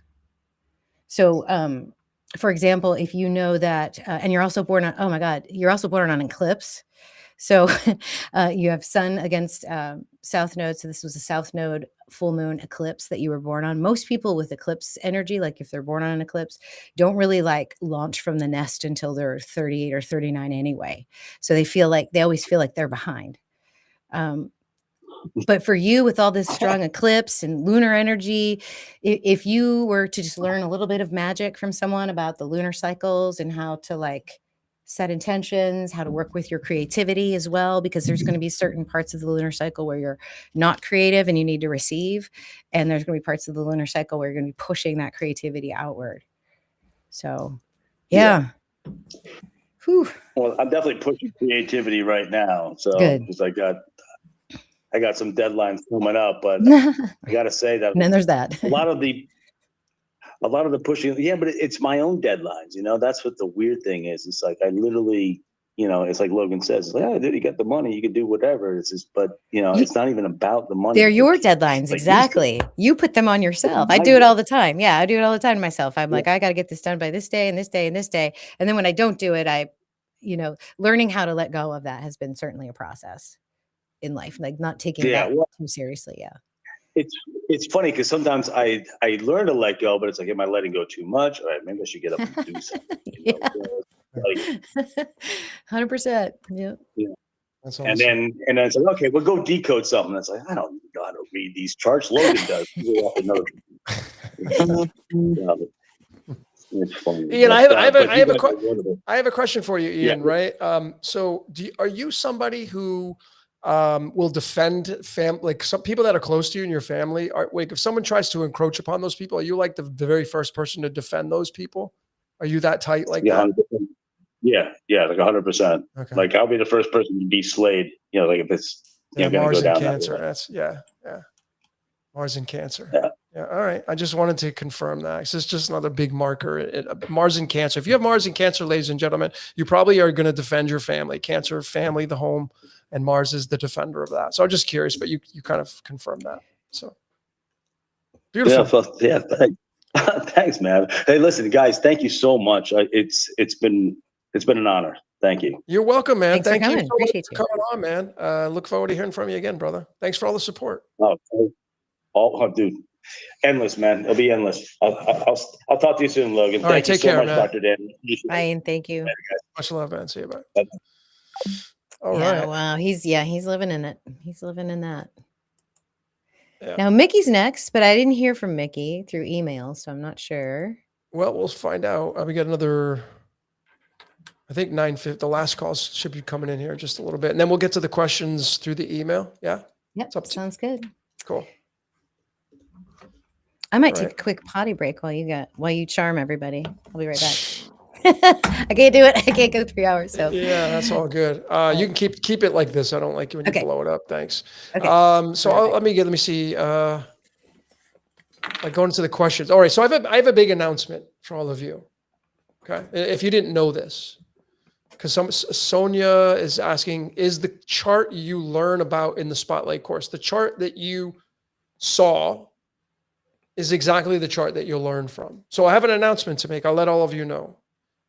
This coming Tuesday, I am making the Spotlight course, the entire course, completely free. We made the decision this week, and it's been on my mind for a long time. Even when I first started making the Spotlight course, I want to just give you a short reason why, and this may get interrupted, but let me keep it short, of why it was created by a paywall. We as people are programmed to put value on things that we pay for. So when you give something away for free, I know that a lot of you like, oh my God, it's going to be free. I can't wait. That's awesome. But I'm saying we're programmed with free equals no value. If you pay $1,000 to go to a seminar, you're probably going to show up. I learned this when I was on the seminar circuit for years, bringing people in, doing, you talk from the front of the room and you sell them something and they come for free. And the conversion rates of people showing up are about 15%. So the 100 people sign up, 15 show up because it's free. See, it's free. So the conversions are very low when you give something away for free. People don't value it. And the numbers, just giving the gateway program, which was the free astrological part of Spotlight, just giving that away, I go in and I look to see how many people complete. And not everybody completes it. The percentages are lower than somebody that actually buys the course and says, hey, I better do this course because I paid for it, right? But we're at a different mindset now, and we've decided to move it completely free. I don't know what's going to happen.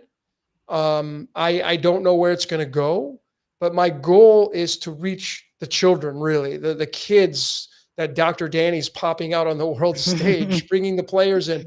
The course really was designed for the parents to help understand their children, and then for you to understand your partnership with your husband or wife. Because when you know how your husband or wife shows up with their love signatures and their emotions, you can easily start to observe them and not make judgment or try to push your way of being onto them. And then as a parent, you can learn about your child and how they're going to pretty much grow up and become and start to push them in the direction of what they're coded as. So that's the big announcement that I wanted to let everybody know. If you're on the Patreon, you already know that, but Spotlight coming on Tuesday, this coming Tuesday, is going to be made absolutely free. It's going to be a donation-based platform. So if you get value out of it, I do have to still pay for the platform. Donations are going to be welcome, but we're moving it to a completely free platform. So that's the big announcement I have. Yes, I'm a big fan of that. I purchased it because I saw the value in it, and I know that you've been working on it for the better part of a decade, I think, right? Yeah, that was 9 years. Yeah. Go back. And that's no joke. I mean, you do a lot of deep study and a lot of deep work, and you make connections that a lot of people just don't have time to make the connections on. And what a treat to have 8, 9 hours of video and all it's of over this. 5. Yeah, it's almost 6 hours, and I have more to add. So it's just, and I want to get it to an app, and I feel like putting it out there for free. Maybe somebody will want to collaborate and get it to an app on the phone, or maybe somebody will take it and take the ideas, whatever. I have no expectations because I know people are going to try to copy it. I already know that's going to happen. That's fine. No, I mean, the other thing too is doesn't that course reflect the breakthrough that you had on human design? And it was a huge, because I went from the Jovian and then I went to the cosmic human design, and that one's not even accurate when it comes to the placements, because that's still using 30-degree segments with tropical. So then when we went in and we learned the human design. And we learned that really it starts in the gate number 41, which is the gate of the fantasy, right? And then I learned that, yeah, it makes sense. So, and we're moving towards that. So it's pretty badass. All right. I don't know if this person is going to call in, but we have a couple more minutes. Yeah. I think 9:15 Central Standard Time was the last. Yeah. The last I call. think I consumed that course in probably. You went through it like. I consumed it pretty quickly. I was like, wow, this is amazing. And I loved because I know astrology and it's still good. Like if you don't know astrology, it's going to teach you a whole bunch. But I loved learning about the cards because that's a system I don't completely understand all the ins and outs yet. So that was super helpful. Also, you did something with the Francis Bacon method. That was neat. I'd never seen that before. And then also, of course, like you were talking about the alchemical cosmic code. And I love to use that for like, where is this sun in, what gate is it in, and what number does it give me? And then also the I Ching on the outside too. There's some energy that you can get from that also. Yep. Yeah. Yeah. It's a magical system. So I'm grateful that it was created. And then, we don't have, those of you like, what type would I be? Well, you can't rely on the red. Like in human design, you have the red and the black lines. You got to scrap the red because the red lines are really designed around, the idea is that before 88 days before you were born, right? Is when the red lines are going to come into play. And they're just not accurate. They're kind of lukewarm. There's a lot of dissonance with them. They're just like, but the black, the black is where you have the most energy. So for some of you, you have to do it manually until somebody creates the app. What type am I? Yeah. So there's a lot of potential for everything that you've put together to expand into ways that are easily accessible, that can be brought to more people. I mean, I feel like we should teach the children the lunar cycle before they get into puberty. I mean, if you know where the moon is, where your moon sign is, what phase it's in, and you know how to work with that. And it's easy. I mean, you could read any book and look at where the moon is today, what it's aspecting, and what that means. You could put all that into AI and it would give you how you're supposed to behave today or how it would be easier for you to behave today in line with your own code.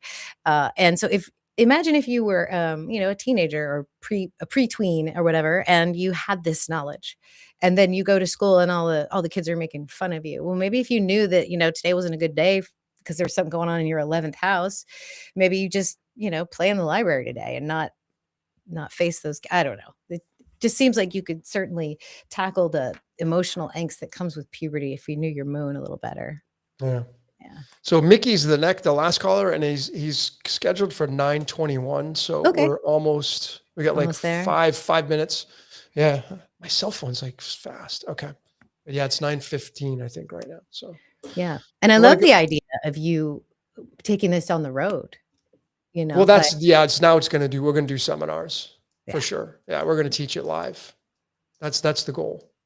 So the very first one's the idea is probably will be in Querétaro. So I may be moving to central Mexico, like kind of back where I started. And Querétaro is an international big airport, and it's really inexpensive to host seminars there. So it's super affordable. And these you have to pay for. I mean, I'm not going to do them free until maybe we get to some kind of 501 or 508 or something like that, maybe, but we'll see. But yeah, that's the seminar thing is going to be the next big ticket.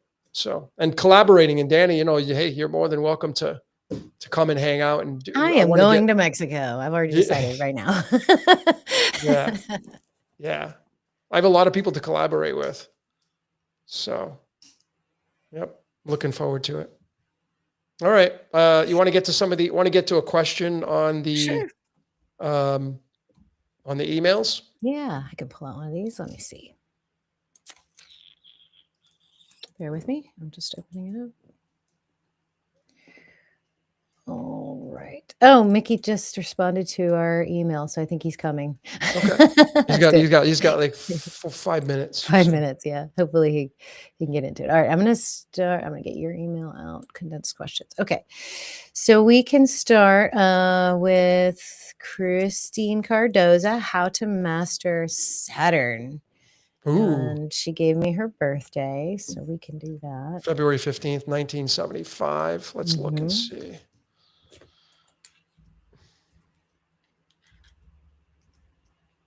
I have her chart right here.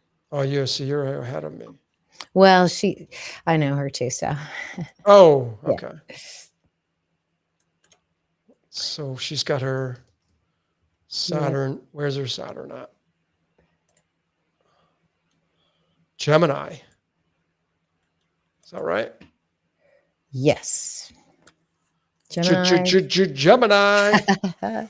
Oh, no, wait a minute. Yeah, it is Gemini. I got February 15th. Do I have it right? Maybe. It's not going to change it. Yeah. Gemini. Yeah, she's 12:03. Yeah, she was 12:03 in Canada time. So yeah, she's literally smack dab in the middle of Gemini. Yep. So the question is, how do you master it? How do you master Saturn? Yeah. Well, go ahead. Well, so Saturn is literally realizing that you build your own prisons and you take responsibility for it. I mean, if you think about, here's the thing with Saturn, you really learn how to work with him and to play with him when you analyze what's going on in your life. So let's say you wake up one day and you're like, I hate my job. I hate my partner. I hate my house. I hate where I live. You hate it. You just hate it. If you think back to how you got there, I promise you there will be either a decision you didn't make or something that you did or didn't say yes to that put you in that. There'll be a chain of events that have brought you into that place. And once you realize that, then you realize that you can actually begin making decisions that will take you out of it. Okay. And it may not happen overnight, but mastering Saturn is literally just understanding that. Because one of the cool things about Saturn, and I wish I could draw on this. What I'm going to do, actually, it's about this symbol of Saturn, and I try to show my my students this when we look at. I'm going to go in the PowerPoint and draw because that's the only place I can draw. So I'm going to do that under Mickey's slide real quick.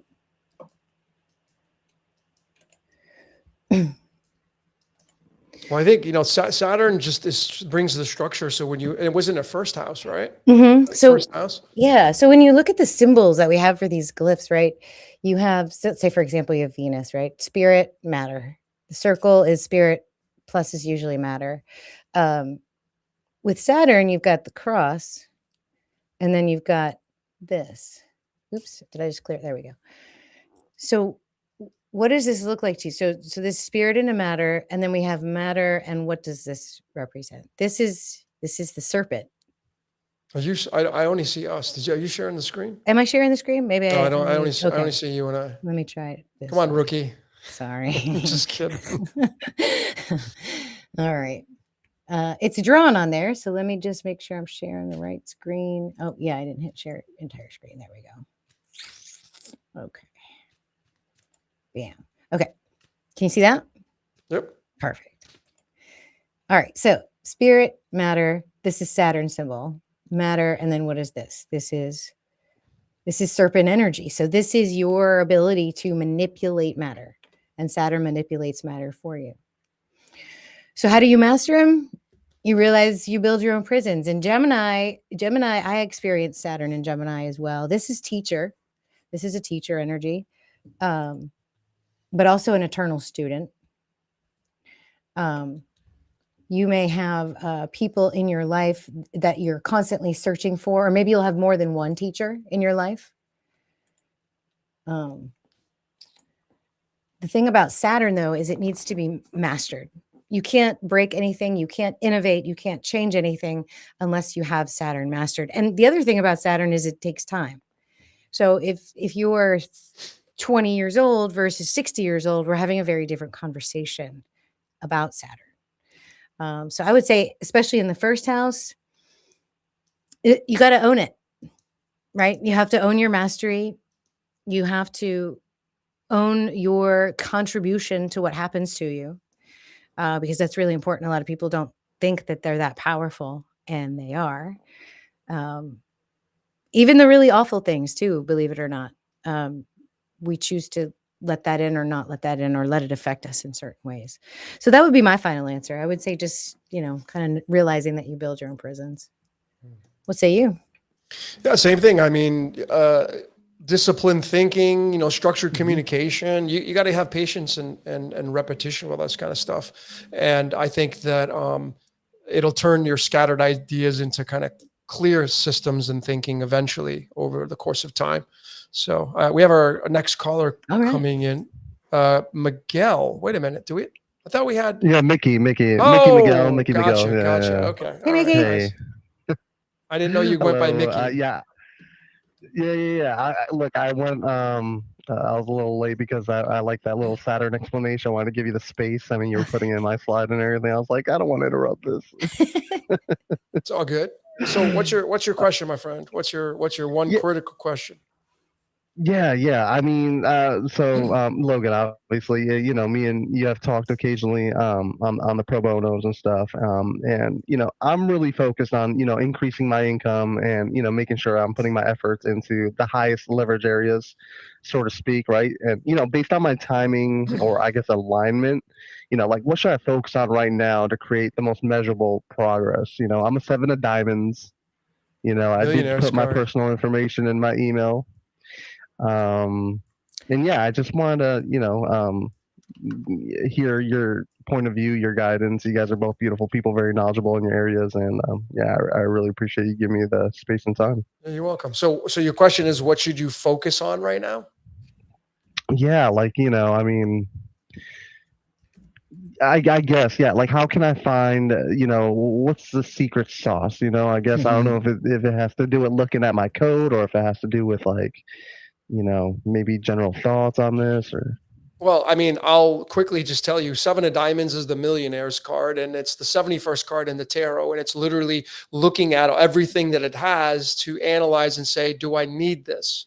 Right? You literally have the cards that exchange places with each other and they sit in the sign of Venus and Saturn. Literally, your spirit card is the Saturn card, the 9 of hearts, right? Your ego card is the 7 of diamonds, right? So these interchange with each other, back and forth, back and forth, back and forth. So there's one part of you where it's like, I want to have it all because the 9 of hearts is the wish fulfillment. But then there's also the 7 of diamonds where like, yeah, but I can't take any of this with me. So it's just a matter of literally looking and analyzing and figuring out what's really, really important to you. And it does this rope-a-dope. You do have your Mercury in Aries, so there's a large drive towards your thinking. There's a large drive towards supporting your family and your relationships because you have it in your 7th house and you have your sun just on the cusp. So you might as well say it's going to pick up on the energy of Aries and Taurus, right? So there's a huge amount of fire in your world, and the 7 of diamonds is going to sit right in that 7th house for you. So there's a big focal point of like, I need to be the breadwinner. I need to support my family. I need to earn a lot of money. I need to be in the fire, constantly in the fire, constantly in the fire. I need my wish fulfillment. But remember, there has to be a balance there, right? In your life, you literally have your Libra, your sign of relationships in your 1st house. And so it can be a crutch because you got Hades there with Black Moon Lilith. I don't really talk a lot about that, but this can be kind of a dystopian way of thinking, but there is the Hades there and there is transformation for you in relationships, right? So you're married, right? I am. Yeah. And you got kids, right? So that's the kids. Yeah. So that's the priority. I would definitely say, like, on a side note, study your children because they are going to be the future. When you get old and you're not working anymore and you're kicking back, you're going to want to look at them and enjoy their bliss, and they're going to be, your eyes will be through them. Right. So they're the branch of you. Right. So if anything, you're not creating the wealth for you. You're creating it for them. Right? Yeah, no, totally. And that's the main factor, right? I love my family. I love my wife deeply. I love my kids deeply, and that's really the whole point, is that I want to provide as much as possible and make the best possible life for them. And I want to find, like, you say it's the millionaire's card, and I feel like I have a lot of, good things coming. But, I feel like I'm kind of in the middle of a transition right now where it's like, I'm in my little cocoon waiting to break out into being a butterfly, so to speak. And, and that's why I wanted to reach out to you guys, because I want to find like your insights. You've given me some really good stuff right now to go off of. But, it's just, it just feels like an internal struggle right now with me. It's like I feel like I'm shooting in the dark sometimes. You're just going through Especially a transition. Now. Just keep reminding yourself that it's not permanent. So we kind of treat our lives like if what's going on, it's permanent. Like, where's the relief? Tell yourself this is only temporary, right? But do you have a home-based business? I do. Yeah. I own a marketing company, right? Okay, so you got Rahu in Capricorn, which is your career, in the fourth house. The fourth house is home, so home-based business, and your Ketu, which is Cancer, is in your 10th house. So you were probably in your past life, you were probably a homebody, maybe a father of many or a mother of many. And the focal point was on protecting the family. And this is something you carry into this life. And you're going to protect your family, which are your assets now with the K2 Rahu position. But the Rahu moves into the liberation through the fourth house. So you're building this home-based business. And what are you going to do with it when you pass on? You're going to hand it over to your children, your family. This is going to be their so there's a big marker for inheritance here that you're going to leave behind. So reminding yourself, this is only temporary for this transition. You can't always be on top of the world. When you're on top of the world all the time, you don't know what it feels like to be at the bottom of the barrel. So it shows you the contrast. So you're grateful for being in this position and reminding yourself that it's only temporary. Yep. And I'll yield. Dani, what do you got? What do you see, Dani? I think you're going to make your billions by moving property. That's what I think. By moving property. Moving property, yeah. Can you elaborate? Yes. So buy it, fix it, sell it. That's going to bring you a lot of success and your family. Because Saturn in the fourth house, he's the master of his home. People like this with the North Node in the fourth house, a Rahu ruled by Saturn, it's literally about like almost creating, like this kind of person can create their own sort of compound for their family, like all the in-laws and the extra children and the other, the distant family, they all come to you. So that's another thing that that is seen with this kind of placement. And you're supposed to deal with property and money. It's really, really obvious. Now, can I address your Pluto and Black Moon Lilith in the first house? Because this is really strong. Absolutely. Yeah. So Pluto first house is a truth teller. Like no matter what happens, they can only tell the truth. And sometimes they get in trouble for that because people can't swallow it. Right. Yeah. So you show up strong. Totally. Yeah. You show up really, really strong for people. And then if they did hate you, like right off the bat, or did get a bad feeling about you immediately, it would be because of their own stuff. And they would probably find you later and be like, you know what? I realized something after I talked to you. You probably get that a whole lot. Yeah, definitely. With my wife, it's a little, she's a little fiery, so sometimes like I have a hard time being truthful up front, but eventually I always like spit it out, really. But yeah, you're absolutely right. Like I rub a lot of people the wrong way, like. Yeah, and in terms of manifesting, like, so I know Logan said he doesn't really look at Black Moon Lilith all that much, but Black Moon Lilith is such an interesting energy. It's not actually a planet. It's just the point where the moon is farthest away from the earth. They call it the apogee point. And so we call it the dark moon point. And it basically means that this is, if the moon were here, it would be farthest away from Earth if it were sitting right here. But we keep track of this energy because it does have some archetypal resonance within what we're dealing with. And if you think about the mythology of Lilith, she was, I guess, the first wife of Adam. She was kicked out of the garden because she would not yield, she would not bend, she would not bow. And I don't really like to think of it as a relationship energy that's trying to get another, like it feels like men against women to me when I think about it like that. So I've adopted the idea that this is more of like the space of potentials, like where you can actually create from. If you think about the quantum foam, I don't know if you ever like read about the bleeding edge of physics, but the ether's back, and at the very tiniest level of the ether, things pop in and out of existence, right? It's just potential. It's chaos you can create there. And the idea is that you don't even need seed or sex to create with Black Moon Lilith. It's just creative energy. And it's what's left over after Pluto does the profound destruction and dissolution of whatever it is it needs to destroy. So when Pluto destroys everything, what's left is this raw chaos, potential, and power. Pluto also represents power. It is also the lord of wealth and the underworld, and Libra is the gate to the underworld. So it's like you've got this just mystical, realistic look of the world. You know, like you see things that are completely unnecessary, and you call that out. And so this is a wonderful skill for property because it's a real physical thing. So you're I mean, you may not know about it. Maybe you need to learn about it. Maybe that's like your next step is to begin learning the ins and outs of that. But you can walk into No, a I'm definitely property. into real estate. Not as much as you telling me this, I want to get even deeper into it, but Right, because there's so much potential with real estate. You know, you have to understand the markets, you have to understand the neighborhood, you have to understand what it was built with and how it was built and what its potential could be, and you have that uncanny ability to do that. So you can see the true value in something, just by gazing upon it, and that's an excellent skill for real estate, really. I mean, I guess you could do other properties, but, land, houses, that kind of thing is what you want to. no, it's funny you mentioned that. I'm actually working on designing an app for real estate specifically. So it's kind of funny that you're bringing that up. Yeah. Synchronicity. It's kind of out of this world. And it's the only business where like the value of it only goes up. You know, where the dollar loses value, Right. where gold and silver go up and down, property always goes up, always.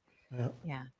Yeah, your Saturn card's the Two of Hearts too. So that's partnerships. I would even say that, you know, on top of what Dani says, I would say there's some kind of future. There's a collaboration I'd be focusing on. Well, is your business just all you, or you have employees, or? You know, I mean, I mean, I do a lot of contract work, right? But it's really a sole ownership, you know. Okay. Well, I mean, what would it look like at your maximum potential of where this company you have?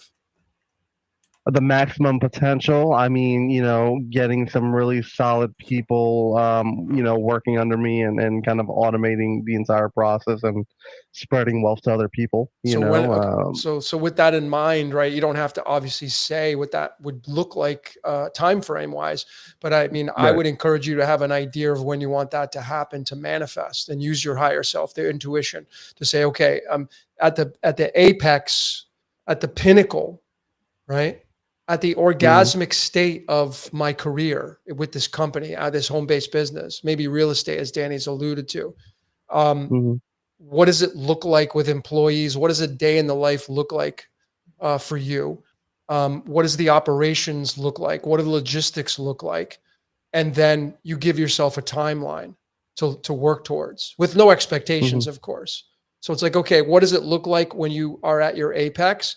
Okay, when do you want that to happen? And you make the decision to move into that, because you're a decision maker. You have your Mercury's in fire, man. You're like, you got to make, like, if you don't make decisions, you're going to get penalized. So I see collaboration here for you. 7th house, the 1st house is what Libra is. Hades is not just doom and gloom. Hades is the god of the underworld. So you build real estate on top of the soil. So Dani's completely spot on with that. And the 4th house, your Phoenix card is the 4 of clubs. And that is the card that would sit in the 4th house where that Capricorn sits, which is the foundations of the mind. So I would encourage you to focus on picking a date as to when your pinnacle of your career is going to happen. And you reverse engineer it from there.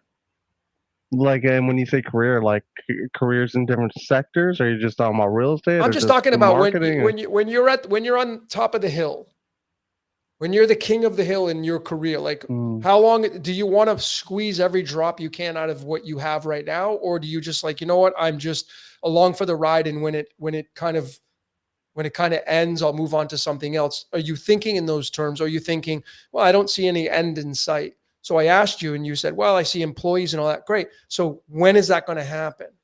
Make the decision on when that's going to happen. You get the 7 of diamonds and 9 of hearts already working in your favor. You have the millionaire's card already working. You have wish fulfillment already working in your favor. So you might as well maximize that because position. if you're bringing up the top of the hill, I mean that's for me. It comes to my mind rolling in that millions. You know, being within that card. You know what I'm saying? So I'm a little conflicted once again. You know, I feel like my whole life feels like a internal confliction sometimes. I get it, but maybe that's what you need to do, is to step away from the conflict and just move into the decision making. You know? Yeah. Well, Jupiter's going to move into your 10th house here in a few months. So that may be blessings that you can bank on. It'll be trine to your natal Venus at the same time and conjunct your south node.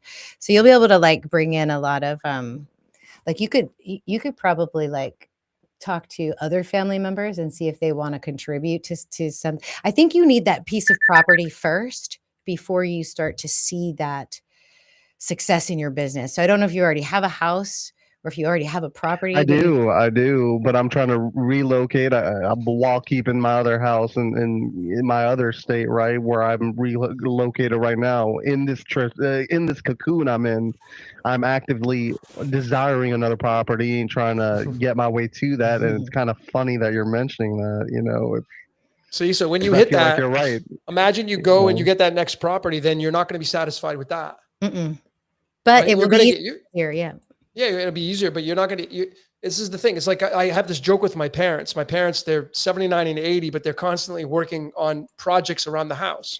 Oh, we're going to remodel the bathroom this week. I'm going to paint the ceiling. You know, they're freaking 79 and 80, but they're super active. And so I joke with them, what's the next project? Because they get bored. That literally, my parents, they get bored. So like, oh, I'm gonna do a closet. I'm gonna redo they've literally remodeled their whole house, and they continue to do these projects. Why? Because they're not satisfied. And that is the luster in the 7 of diamonds and 9 of hearts. It's never satisfied, right? On the next venture. Right. So you get to that next venture, and you'll get bored with it, and you'll evaluate the 7 of diamonds. You'll evaluate all of the things, and you'll be like, okay, do I want to take this with me? Do I want to sell this? And all that. So I will just say that you need to look at your life temporarily, not permanently. So this funk you're in, it's not going to last forever, man. Just keep reminding yourself that. Like you push on and you focus on, it's only temporary. Cool. I'm looking for the next wave. I like using surfing. Surfers don't jump off the wave halfway through the ride. They ride it all the way in. So maybe you're paddling out right now. You're paddling out and you're looking for the next big wave. So you start looking for the next big wave, which is going to give you a lot of satisfaction. Yeah, no, I totally agree. Also with Dr. Dani, you know, that house probably won't give me the fulfillment I'm looking for, but at least it'll be my energy, my space, you know, that I can manifest even more with, you know, and Mickey, do you see this date down here? Do you see this date? Right around June. Date where? On my screen, right here. Oh, I am not seeing it. Oh, you can't see the screen? The live stream. Yeah, sorry. Oh, okay. I think this this summer you're going to start seeing movement in that area. I really do. Jupiter's going to move into your Cancer in your 10th house. Venus is going to be over your south node. Pluto's already moving over your north node. So and then like positive, like potential wealth in the summer, right? Like or things starting to move in that direction. Yeah, for sure. Right. Oh, well, that's wonderful to hear. Yeah, because this cocoon is, it's put me in a funk. Like Logan said, I've definitely been in a funk that I'm aching to get out. I feel it in my bones. You know, You're not alone. A lot of people are feeling that. They are feeling like they are on the verge of something big, something new, and you know, it's actually energetically more like the new year right now than it was in December. Everybody feels like they need to be having something done right now. And many of us don't. We're like, well, what are we doing? What are we accomplishing?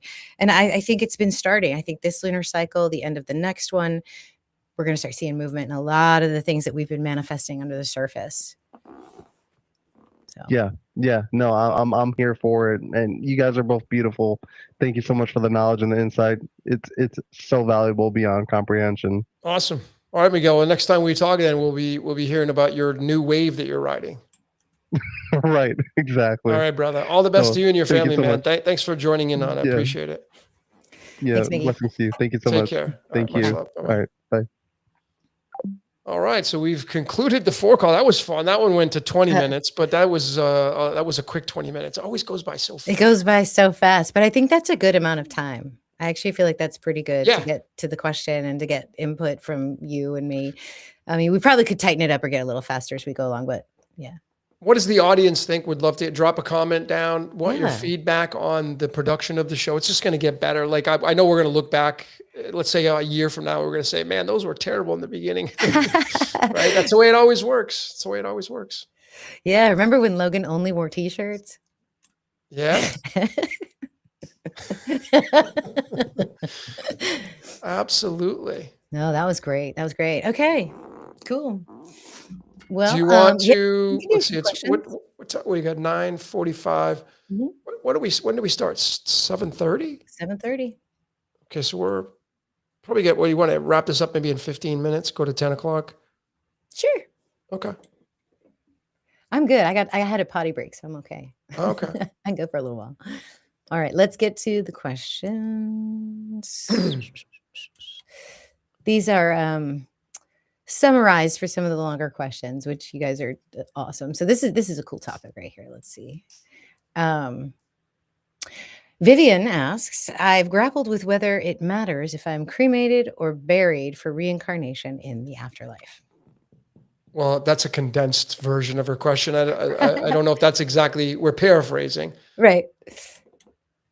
Should I read her original question? No, I would just, Okay. I mean, that's the condensed. What would you say to that? Well, I would say, well, I can tell you what I'm doing. I am donating my body to science, and I can tell you why.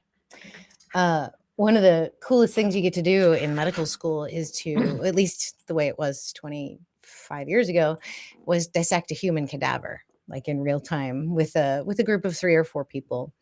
And it was really awe-inspiring. We actually prayed before we began our dissection because this person had donated their body to help us learn. And you stay with that body the entire first year you're a medical student. You dissect everything, like heart, brain, eyeballs, everything. And I noticed that she had, like little nail polish on her fingers. And like, so this was somebody's like mom, somebody's daughter, somebody's sister. And at the end of our first year, we got to do a like a tribute event towards those bodies and the people that donated their bodies and their families. And it was so beautiful. It was like an hour-long thing. Some people did music, some people read some poetry, some people talked about like how much they learned and how grateful they were to have that. And so that's what I decided to do with my body, because honestly, I don't really think it matters. Like once I'm done with the body, I'm done with it. And I'm not going to use it again in my next lifetime if I do come back. So how about you? I haven't thought about it, but I will answer the question. Just make a decision. Right. Just make the decision. Right. And I don't know just make a decision. Pick one and stick with it. And don't go back and say, well, it's okay to change your mind. I'm not saying you have to actually stick with the decision, but make a decision. I think a lot of you that are asking questions, you're afraid to move into the answer. You're just afraid to move into the answer. And so you get stuck in this loop of question after question after question to avoid the domination of moving into the answer. Right. So for a lot of you, just make the decision. You actually feel better once you do it too. Oh my God. Mm-hmm. Totally. Like once you it doesn't matter. Just pick one and stick with it, and don't back down from it. Either. It feels really good. I kind of like correlate it to this. When you want to go on vacation, right? What do you normally do? Hey, let's go to Paris. So you pick Paris and you book the hotel and you book the airfares. Now you're pretty much guaranteed you're going to Paris. So if I say to you, hey, do you want to come over for dinner next week? I'm going to Paris. I can't. Everything revolves around the trip to Paris because you paid for it. You're invested in it. You made the decision, right? Yep. So a lot of the decisions that you want to make, there's no investment with it. Like when you go on a vacation, I don't want to lose this. You have the trip protection. Do you want to spend $50 to protect your trip, right? Because you don't want to lose that money. Because you can't make your mind up. Yes. So try to treat your decision based upon like going on a vacation. I am all in with this decision, with this answer that I'm giving myself. And ultimately, the ultimate answer to your question is you. It's not me or Dani. It's not. Right. And the universe will give you those clues if you ask curiously, you know. And you did. You asked curiously, what should I do with my body? Does it matter for the afterlife or for reincarnation? And you know, I've asked that question. I've even had to set up my will so that people will do what I ask them to do when I die. And that made the most sense to me. That felt good. Like, I think okay, that's really cool. yeah. I think that's a pretty amazing way to kind of, and I mean, you're the queen of diamonds, which is the mother that gives. So this is totally in line with your spirit card. I mean, seriously. Yeah, I Donating don't your need my body to heart. I some- don't need my heart. Like if Wow. I die and you So need it, scripted. take it. It's just all right. Yeah. All right. Next question. Let's see. We have Shirley B. She wants to know, and of course we're paraphrasing, are we entering the new earth in 2026? These are great questions. They are. They're really good questions. What would your answer be? The new earth. I feel like I'm already in it. Like, I think it's a matter of perspective. I think they're both have always been here. I just think that people's ability to perceive the new shiny earth, the one everybody wants to go to because it's shiny and new. I think it's always been here. It's just that the ability to perceive it is higher. And what is the mechanism for that? I'm not sure. There's a couple of theories that I play around with. And the first one is that in general, where we are, our star in terms of the galaxies, the bigger neighborhood of the Milky Way galaxy, it's moving into a higher photon density. So in other words, there's just like the sun spits out high speed protons towards us, the galaxy also emits high speed gamma rays towards us. And it comes out in patterns. There's patterns to it. I don't know what they are. And it makes these waves in space-time. And I think when you are approaching a standing wave, it compresses everything. So the concentration of photons and energy is much, much higher per cubic volume of space that we're in. And so because of that, you know, we're built to perceive that, but only when that energy is available. And so I think that's what it, to make sort of like a short answer a lot longer, I think it's a matter of perception. And so if you're in that space, like what are the qualities that you would prescribe to the new earth? Like what would you prescribe to it? Are you asking me? Yeah. Well, obviously all the ruckus going on, I would eliminate that, eliminate all the dissonance. I would eliminate the power control. I would eliminate the laws and regulations that are trying to suppress you. You know, I would eliminate, I'm an outlaw. I want to be free for me. So I personally am completely not in line with the laws that I'm born under. Where is the freedom in that? You know, like I look at the United States of America, the 13 colonies that they built, and they broke away from Britain, and they came over to the United States, and they had to kill people to establish the 13 colonies and create the Constitution. Right? Why can't I do that? Why can't I? Because I can't kill anybody, right? I'll go to jail for that. So they got off scot-free. They created their independence by killing people. I can't reproduce that. So you're telling me that I have to be born under your laws and regulations, which there's all these amendments and all this nonsense. I don't want to, where can I check off the box and be, I want out of that. So my new earth is, I don't want, get your bullshit out of here. I don't want your crap. I don't want it.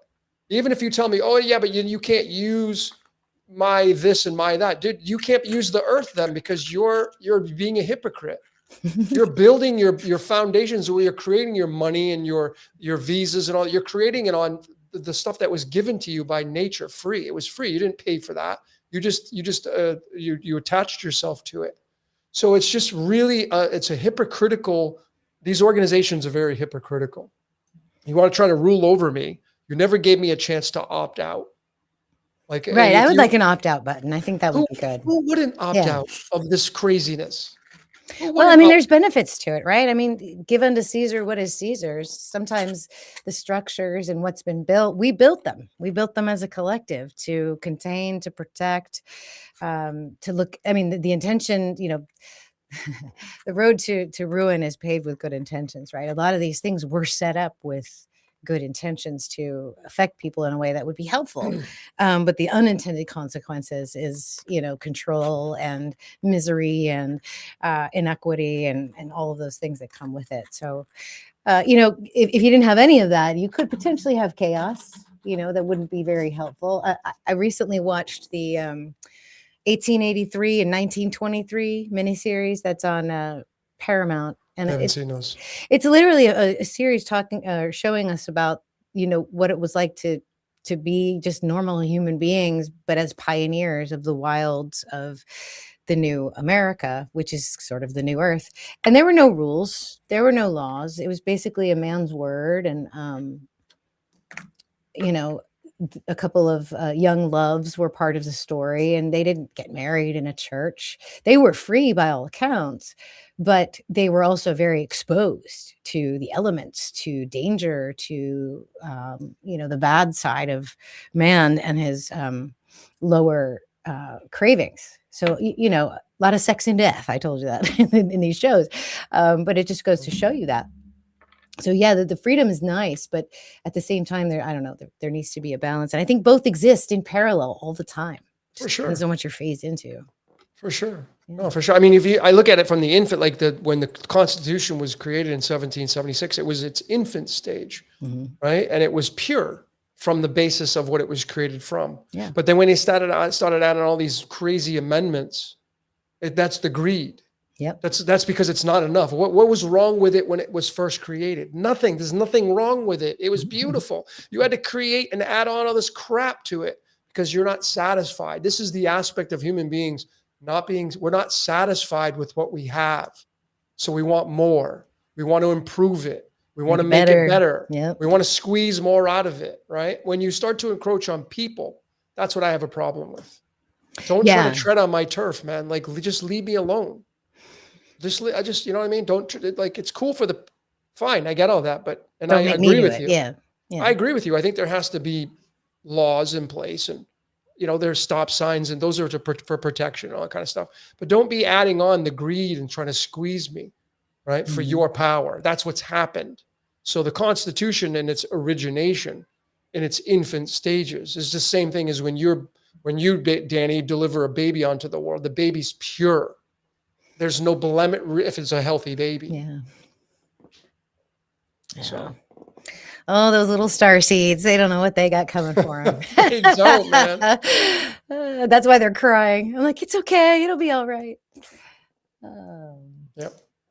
All right. I'm looking at this question here. Zoe Ross is asking, will our family successfully move? This is the condensed. Will our family successfully move to a new property this year? That's a question I can't answer for you. That's a question where, do you want to move?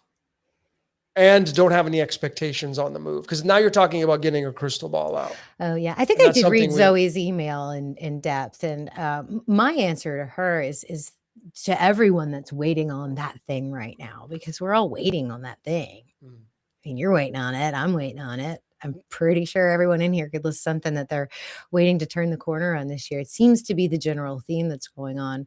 And I would say that, it depends on where the lunations are falling in your house. And I'm sorry, I don't have the details, but I think once we get through this next full moon, which is just in a couple of weeks, I think things are going to start changing a lot. It feels to me like the next full moon is, how when you're growing up, I don't know if any of you ski. I've skied once. Actually, it was snowboarding. I didn't ski. I snowboarded. Nice. And I went, I'll never do it again because I hate being cold. But I got on the ski lift and they were going super slow. And it was really awesome because I was a little scared to go down, even though it was like the low skill hill. I got to the top and I had missed the seat behind the last person. So I was literally the last person, but I was like last by a couple of chairs were in between me and the last person. And I think they thought that was the end of the class when that person got off because they sped it up to the normal speed. So I'm like, wait, no, I don't know how to get off. Oh no. Yeah. So you got caught? I jumped off and the back of the thing hit me in the back of the head. And because I fell on my ass, and then getting down the hill was just terrible. And I was freezing to death. But anyway, this next full moon feels like the top of that ski hill, like where you're about to go down. There's nothing you can do except deal with the gravity. and like hope it goes out for the best and don't fall. So I think once we get over that hill, it's going to be a lot clearer for people how things are going to fall out, how things are going to shake out in your lives. That's my opinion. Well, I know people wait. I know people wait for certain things to happen. You know, I get asked this a lot. Should I wait for this day? What is this new? Is the numerology better on this day? There is no better number, folks. Mm-hmm. It's just not. It's just every number has a yin yang to it. Here's how you know you're doing it right. I'll give you the secret. You ask the curious question. You say, do I want to do this right now? And then just shut up and listen for a second. Your mind's going to answer you. Your body's going to answer you. The phone's going to ring, give you an answer. You're going to scroll somewhere. You're going to see the answer. And so you'll be given it to you, like what to do next. And if you follow that what to do next based on those hints or clues you're getting, which are always super quiet at first, and then you look at the code, snaps right into place. But you can't just say, okay, this code's aligning and let me go that way. It doesn't really work that way. You have to sort of follow the intuition, and then you kind of leave a trail of code behind you so you can check yourself. That's what great advice. Yeah. Great advice. You be the lightning rod. Be the body of kinesiology, right? People do the kinesiology, the muscle testing and all that stuff. How do you feel about it? Yeah. Right? How do you feel about it? I mean, is it smart to start a business this year? If you're going to do it, it's smart. If it doesn't mean it's going to last, yeah. but yeah. Yep. Let's see. Oh, Amber Adams, what system gives me the most accurate chart for my life path? Well, there are 2 life paths that I know of, Gregorian and solar. And you can learn about those in the Spotlight course, and they are going to give you different layers of the onion. Mm-hmm. So you got to study both. And then you read about the energies, and then you figure out which ones you resonate with. And I would almost guarantee everybody here is going to have a little bit of this and a little bit of that for both of those. For me, I resonate more with my solar life path.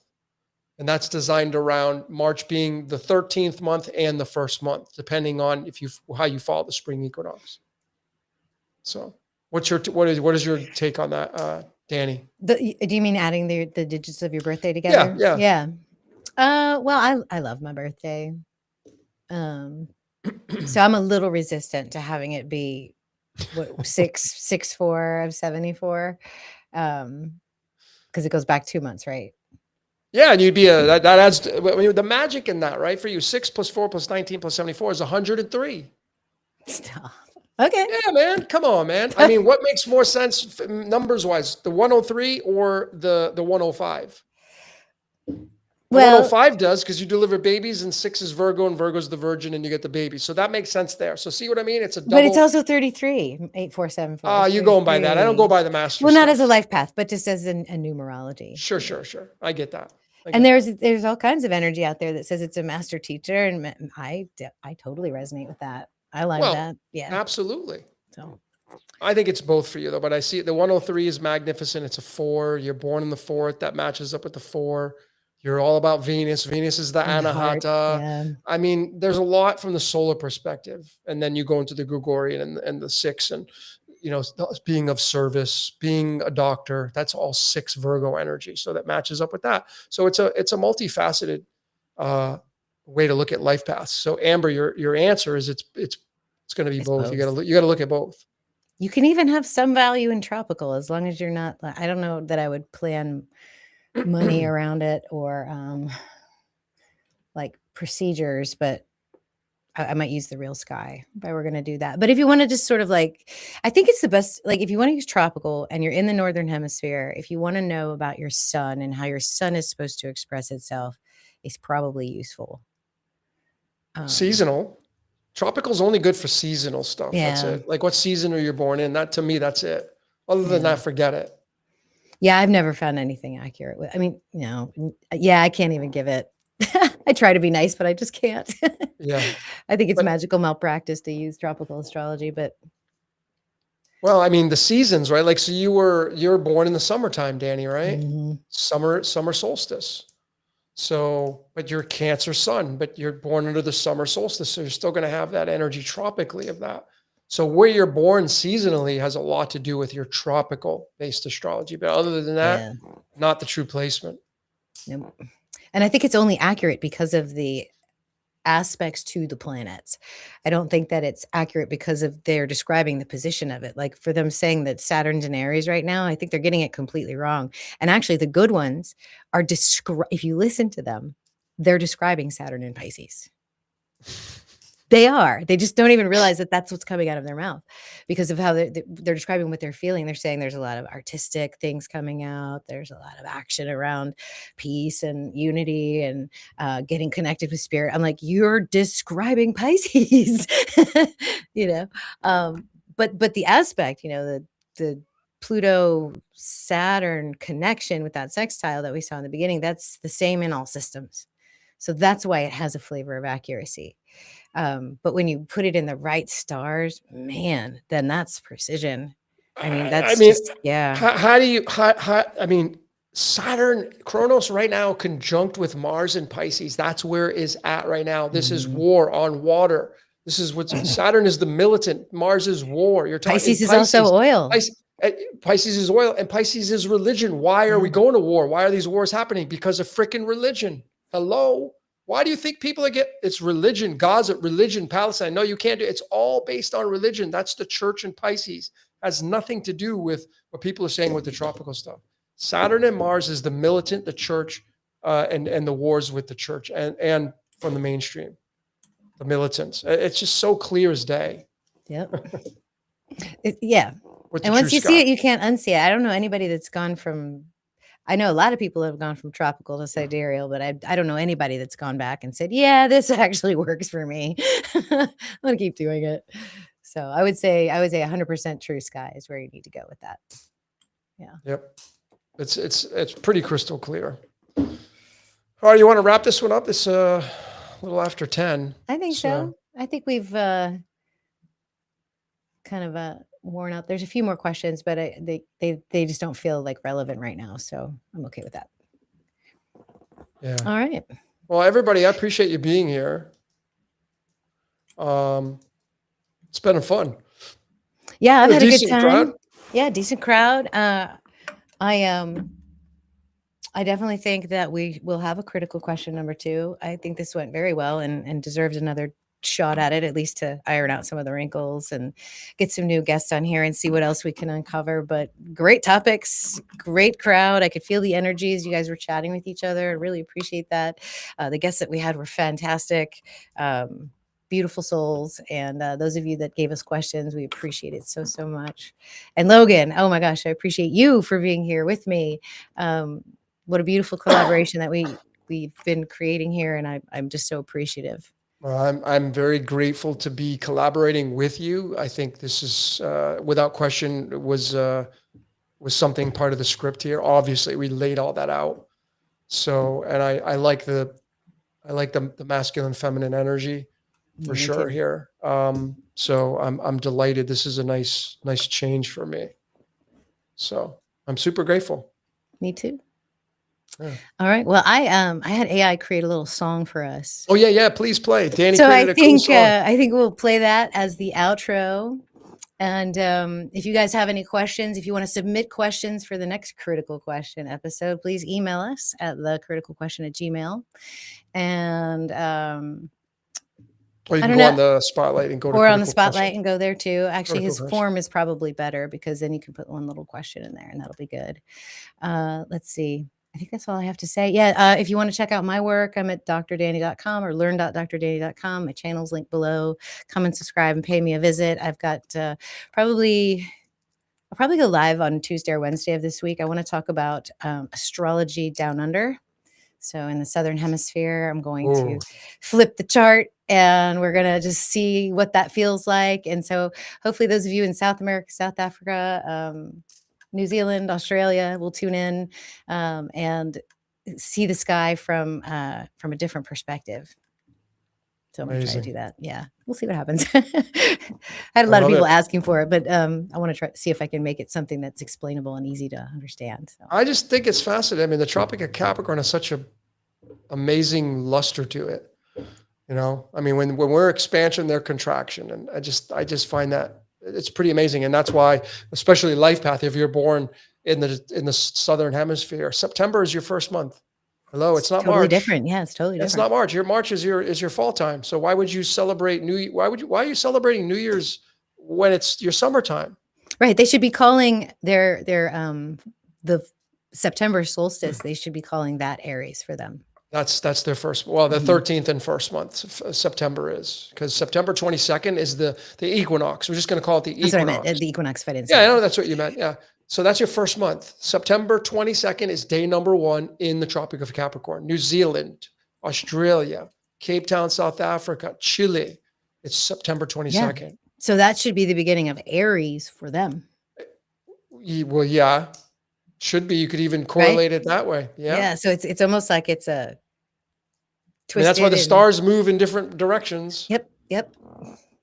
Absolutely. Yep. So that's what I'm doing this week. I'm working on that in the next couple of days. So stay tuned for that live stream. And of course, you can see Logan's work at Decode Your Reality and Spotlight.life. Go check out that free course and cosmicsugar.org Tuesday. for readings. Yes. This Tuesday, we're going to be releasing it for free. So monumental, big. I think I'm going to do a release party on Tuesday. I think I'm going to go live on my channel and do a release party on Tuesday. Yeah. That'll be fun. If I'm not doing, I will be there. Cool. I appreciate it. Cool. Appreciate it. All right. Well, signing off. Thanks everybody for being here. It's been an honor and a pleasure. It's a lot of fun. So thank you, I'm signing guys. off. Much love. You can do your outro. I'm going to do it. All right. All right, guys. Bye now. Adios.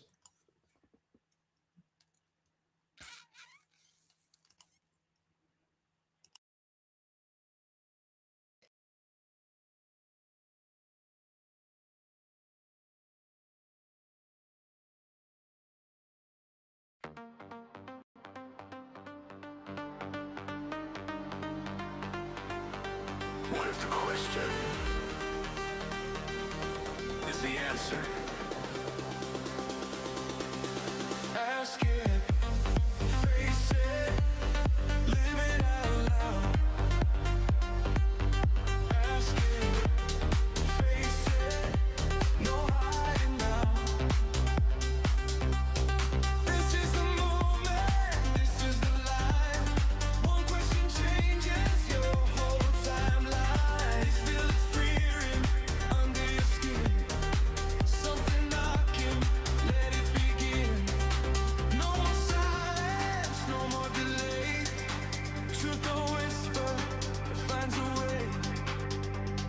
Heartbeat louder, time slows down. There's no escaping what you found. Ask it, face it, live it out loud.